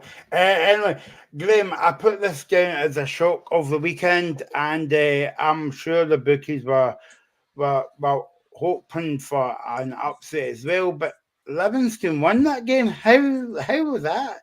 David Mandel must stay as Livingston manager. He's doing a brilliant job. They won 3-2 against Packet Thistle and away from home as well, Graham, and extra time. So brilliant result for Livingston. But do you think that will do anything for the season, or do you think Livingston's away already?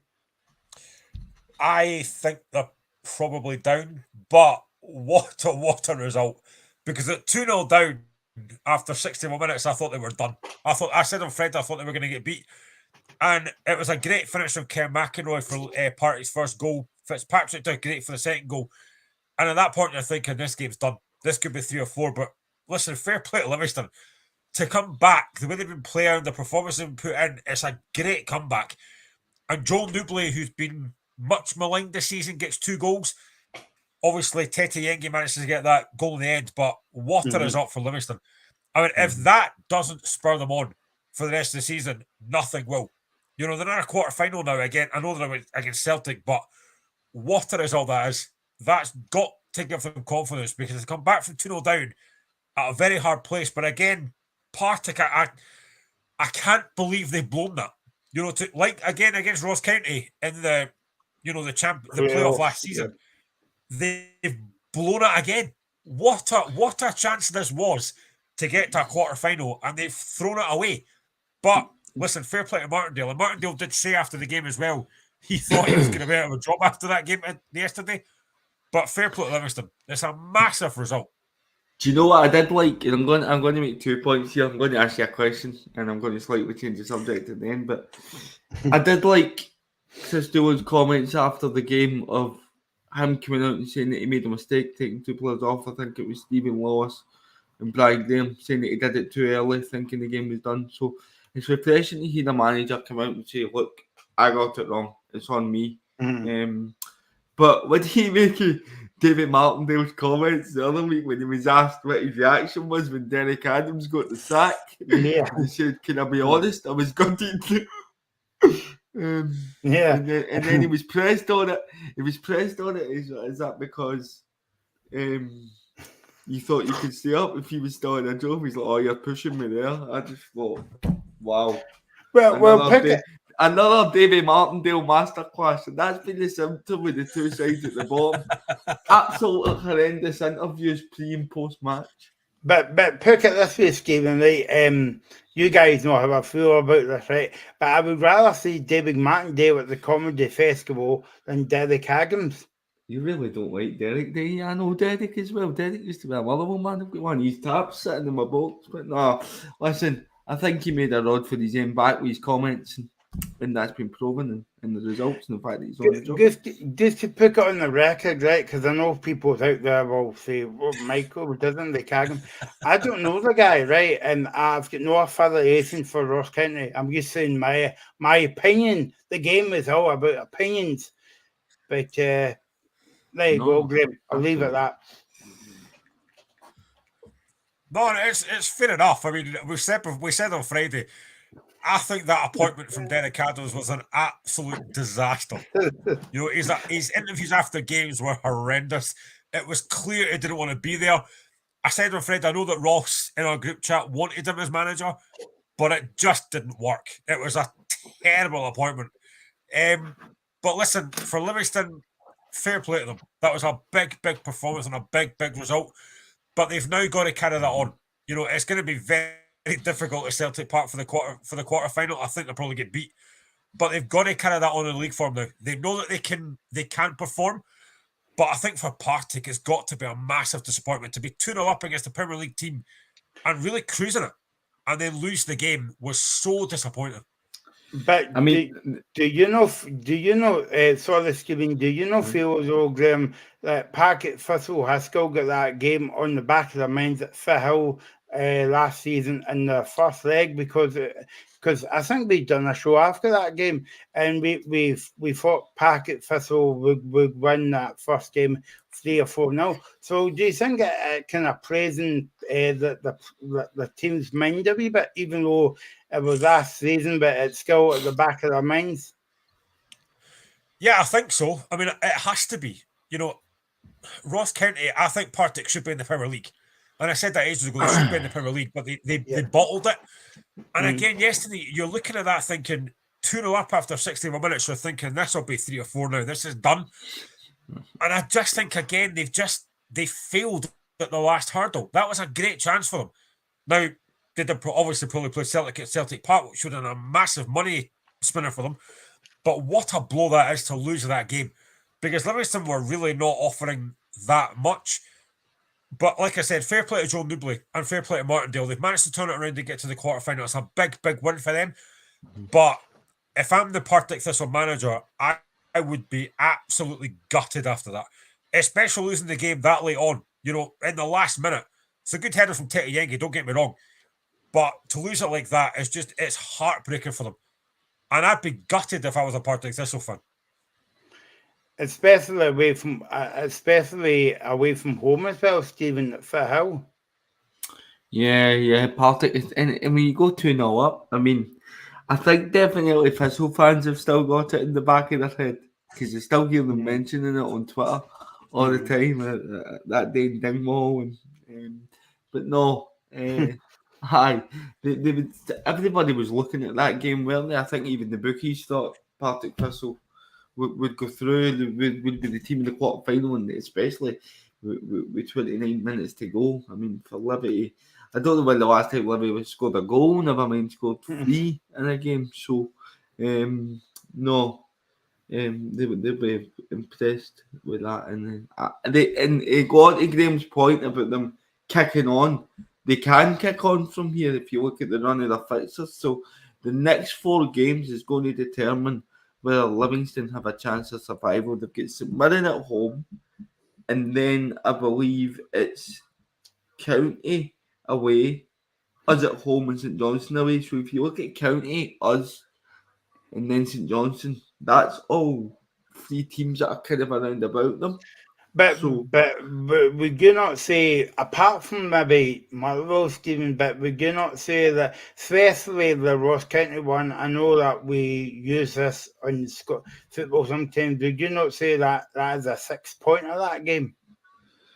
I think the County one definitely is, because County currently have 2 games in hand on Livingston, if you look at the league. And the games this week? And they've got 2, so they've got Rangers and then another. Rangers this week, yeah. I think it's Rangers and then Ross County, I think, are the 2 games that they've got on that. No, Ross County, St Mirren. Had a wee Freudian slip there, but no, St Mirren's the other one. So, yeah, vital for Livi that they go up to Dingwall and get a win. I don't even think it draws enough. I think they need to win it. But I think a draw would suit Ross County a bit, Stephen. Oh, well, County will kind of be hoping to win it as well, but they would be the more happier of the 2 sides with a point, I think, if you could say such a thing. But no, I'm just saying, Graham, massive 4 games coming up for Livi. They've got St Mirren at home, and then they're away to County, home to Motherwell, and then they've got St Johnstone. So 4 huge games. It's going to determine whether they've got a chance of staying up or not, and they need to go to Dingwall and get 3 points because Ross County still have 2 games in hand. I know one's against Rangers, but the other's at home to St Mirren. Yeah, I think they've got to. If they can't take confidence from that yesterday, there's something wrong. But I genuinely just think they're going to go down. I just don't see them having enough quality. But Joe Newbley's going to take confidence from that, getting those 2 goals yesterday, and obviously Yengi getting that goal as well. But I just don't see them getting enough points. They've got to start winning eventually. But yesterday's got to give them confidence to come back from 2-0 down. I know it's a championship team, but to come back from 2-0 down has got to give them confidence. But I just think they are probably a little bit too far behind to come back. But stranger things happen. I just don't see it. I just think they're down. Okay, let's move on to the. Sorry, Stephen. Let's move on to the Friday night game. Me and Graham's actually going to go away at this point, and I'll leave you on for the last 20 minutes to talk about that game. I could talk about it for 20 minutes as well. By the way, Stephen, just to, I know you're going out for a meal with Graham for Valentine's game Wednesday night, right? But this might upset you, right? I did get to see this game being a banana skin on Friday.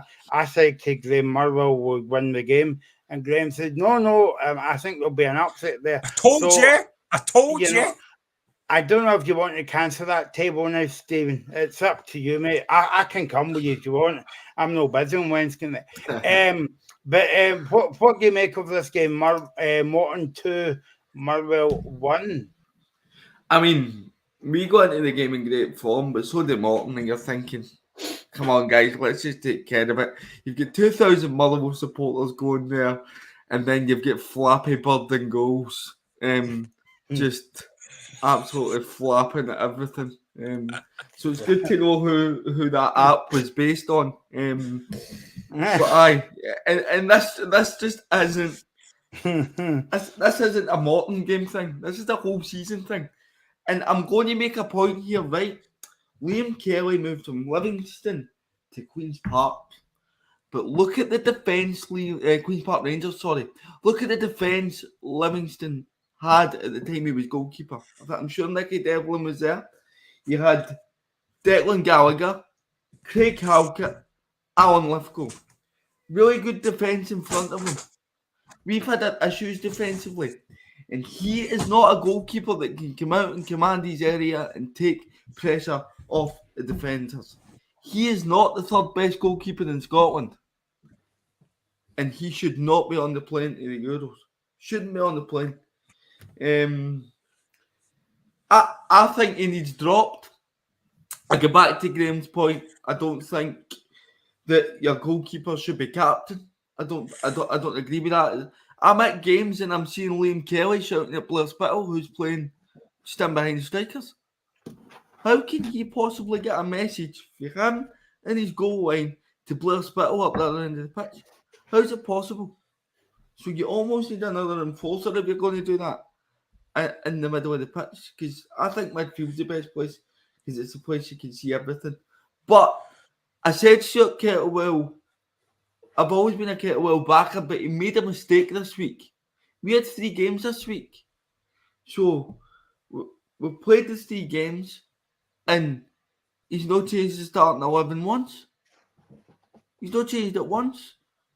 And in his press conferences, I think it was his first one, he spoke about how, but it was after the window, I brought these boys in because it's going to be really helpful for us this week. We've got 3 games coming up. We're going to need to utilise the squad. And then he almost doesn't utilise them. It's like, why? Devine should have started. Biaba should have started. Jack Vale should have started. Jack Vale's the only one that comes away from that game with any ounce of credit on Friday night.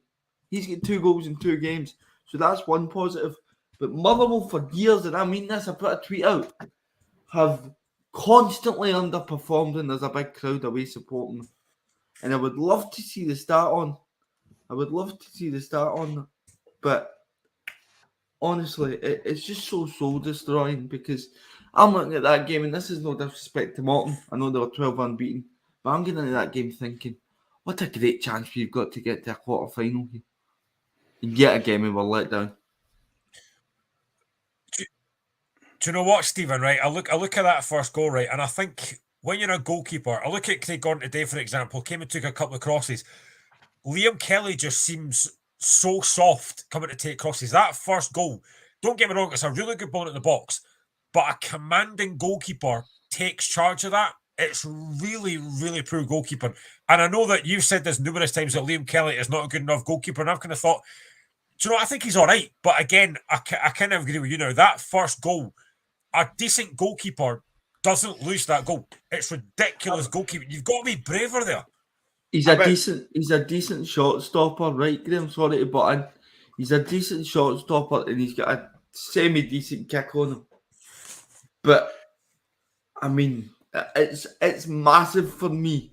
It is huge for me that a goalkeeper has to be able to command his area.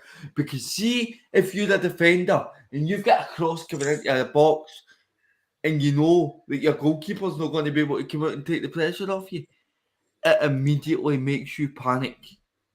So it goes through the whole team. But Stephen, I was just going to say, in an answer to Graham's question as well, would you not agree with me that the signs were there?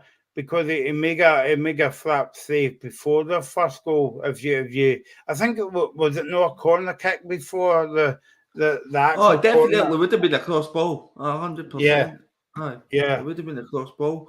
But there was a goal against St Johnstone when he's come out like Superman and completely missed the ball, and it's hit off Bevis McGabby and went in the back of the net. He's more like Wonder Woman than Superman, to be fair, but no. Coming on the show next week, we've got. I hope he's on, because I would love to go like toe to toe with him for 30 minutes. Seriously, I was screaming at him against, I think it was Commander, because he nearly cost us there, and he looks out at me and gives me a sorry. That's all he's been doing all season. Come out after Dingwall and apologised. We don't want apologies, we want performances.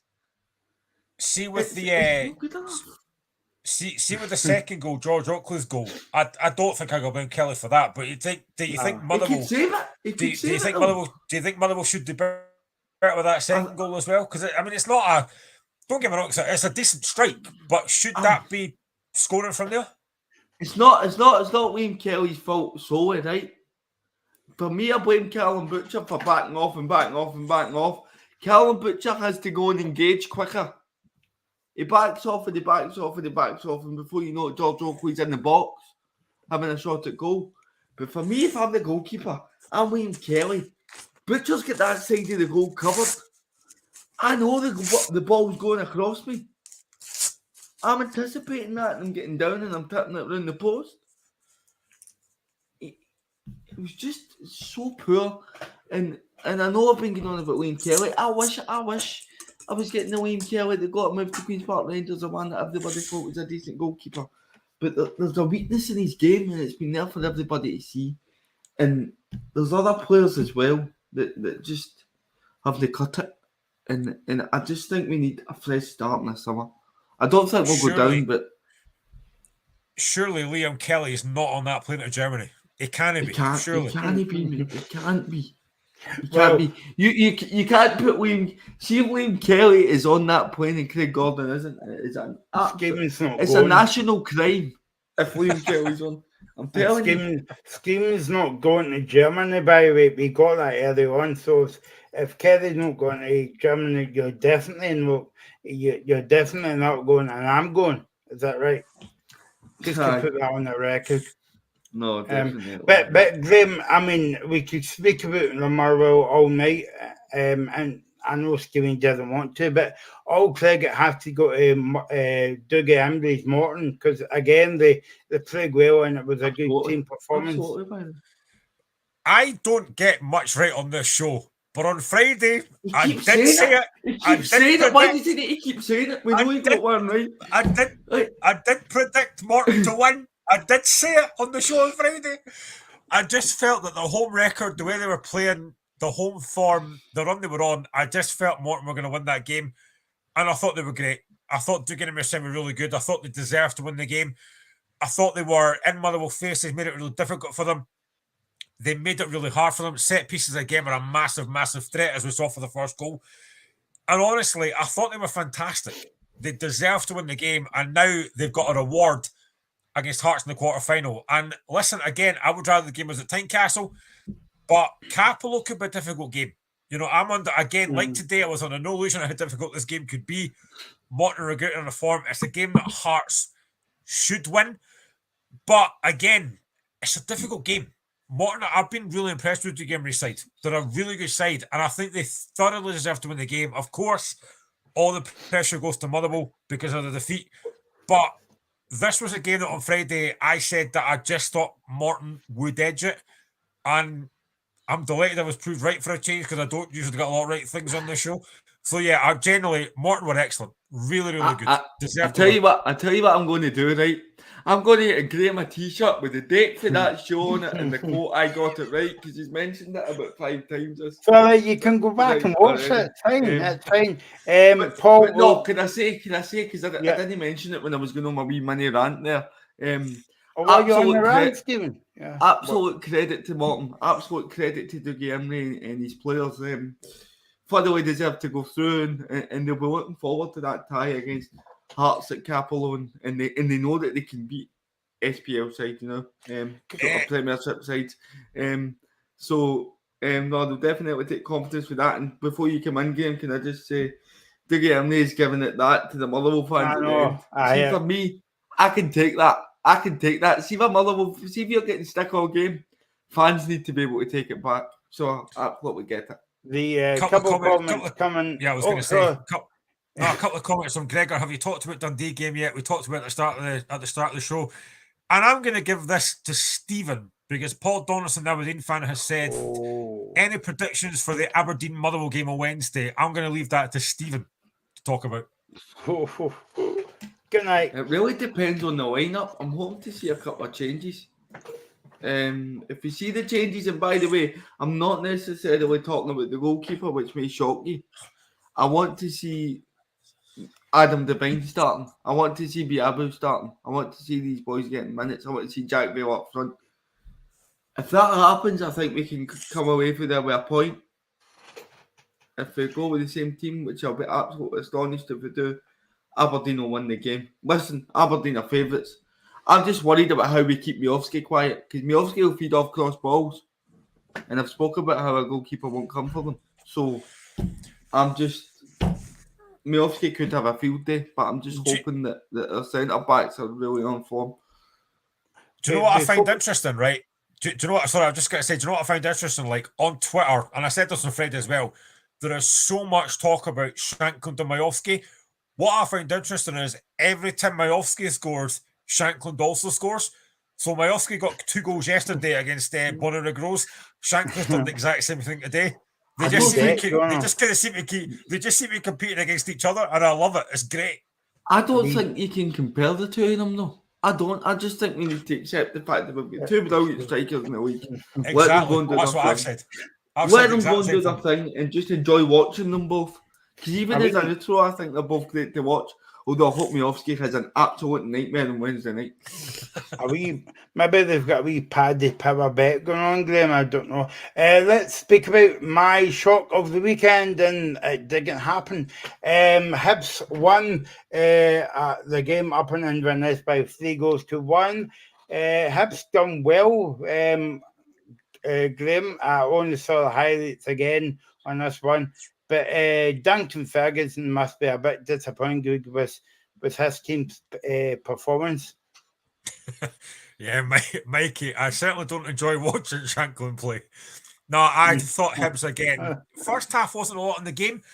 I don't think Inverness offered a lot. Second half of the Hibs were the far better team. And I have to say, as a Hearts fan, I think that guy, Malouda up front, looks a really good player. The first goal takes a massive deflection, but I think Hibs deserved it. Mark Boyle gets the second goal and then Ewan gets the third goal. Obviously, Aaron Donan gets to go back. But I thought Hibs, again, were very, very good, especially the second half. I think they've got a lot of quality going forward. And I thought it was a deserved win. I thought they controlled a lot of the game, and they are Hibs look a really good threat going forward. Whoa. I have to say, Hibs going forward look a really, really big threat. I think the guy Malouda has offered a lot more going forward. He brings a physical threat. He's got a bit of pace. He goes in behind. He comes short. I think he looks really good. Mikey said we were brilliant in the second half. And as I said, Moriah Welsh is an absolute gem in our midfield. I think Hibs are looking pretty good. But as Mikey will now know, that quarter-final draw is a disappointment to play at Rangers at Easter Road. That was the one he wouldn't have wanted. But again, I suppose the fact it's at home might give him a chance. But I thought yesterday, again, I've used the word that many times before. I'm going to use it again. They were professional. They got the job done. They looked very good second half. And I think Nick Montgomery would be happy with that. Really good performance second half. I was going to ask Mikey as well in the chat about even though they get beat off a Celtic on Wednesday night, do you think that Hibs would take confidence of that performance on Wednesday night, albeit it was 2 VAR decisions went against you, but I thought Hibs put a lot of effort into that game and they would be disappointed not to pick up all 3 points. So do you think that Hibs would I went into that game yesterday confident knowing that the performance levels are there, and do you think that they'll kick on now for a few games as well? Graham? Yeah, I mean, you obviously, not for me, obviously, but you'd like to think from a Hibs point of view, and I think that's a big win for them yesterday because for me, that was a potential banana skin. Going to Inverness against Duncan Ferguson's side was not going to be easy. And they came through it with flying colours. Like, there wasn't a lot in the first half. I thought Hibs were the better side. But when you go in 0-0, you think you've still got a chance in Inverness. But second half, once the first goal goes in, it's pretty much domination after that. Martin Ball gets the second goal, really good finish. And they will look to try and they'll look to try and build on that. Hibs, I think, going forward, look a decent side. I genuinely think they've got a lot of quality going forward. I still think they're vulnerable defensively. And I think a better team could cause them problems. But they've got to build on that now. Again, we said on Friday, against Celtic, they played well. I think they were unfortunate to get a point out of the game. But, the 2 penalties went against them. But I think they'll be looking at that now thinking, do you know what? We've got a chance here. And I think the fact they're at home in the quarterfinals, yes, they're against the Rangers team that's playing well just now, that have got momentum. But being at home might actually help them. So they've got a chance to get to Hampden again, but it's going to be difficult. Absolutely no doubt about that. Do you know what I'm interested to see, Graham? I thought in the last home game against Rangers, they were far too open. Allowed Rangers far too much space in critical areas of the pitch. I'm interested to see if they change their style of play because I think even against Celtic during the week there, they went 5 in the middle and kind of made it more solid. And I thought it was a much better performance. So I'm interested to see how they line up in that cup tie. Well, I think they've got to go for that, Stephen, because this is a cup final in itself, basically. It's a one-off game. It's not a league game. If you don't win, you out. That's why it's called maybe a cup competition. So I think they've got to throw the kitchen sink at this game. I think they need to go for it in the right way, Michael. There's ways of going for it. I think they need to go for it in the right way. They need to be solid defensively, but still carry a threat going the other way.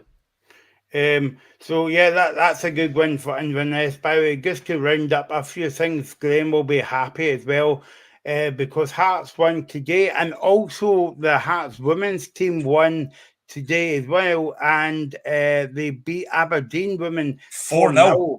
So what a win! The other final scores were Packet Thistle 0, Rangers 0, Hearts 4, Aberdeen women 0, Dundee. Why do they say women? Because we know it's a women's league. Dundee United women 0, Spartan 6, Hamilton Accies women 2, Motherwell 1. Oh, I local dabble there. Sorry, Stephen. Monclose women 1, Glasgow City 5. And sorry, Mikey, I know you're joining the team, but Hibs got beat 3-1 off a Celtic today as well. Just to round up the games during the week, we have got games on Wednesday night. Then we've got Aberdeen against Motherwell, and we've got Ross County's game against Rangers. Now that's their game in hand, the game that was supposed to be played before Christmas, I think it was. So, back to the Scottish Cup. If you've just come on, where have you been? It's been brilliant at the day, by the way. I've been sitting at the TV all day. No housework, no nothing. House is a mess, but hey, what's new? The quarter-final draw is Morton against Hearts. Night out. I don't know if you're going to that game, Graham, but it's a brilliant night live down in Greenock. Celtic against Livingston, Aberdeen against Kilmarnock, and the High Bees against Rangers as well. So that is your quarter-final tie, and no real shocks of the weekend apart from the game on Friday night. Sorry, Stephen, as well. So thanks for watching. Thanks for all your comments. It's been brilliant tonight. We'll be back next Friday and next Sunday as well. And also, we've got a few special shows coming up in a few weeks' time. So listen out or watch out for that one because we're not on the radio, so you don't have to listen to it. You can just watch us on Independence Live. So thanks to Graham and thanks to Stephen and thanks to Smeezies as well. It's been brilliant as ever. And we'll see you next Friday at 5 o'clock. Have a good week. See you guys. Bye.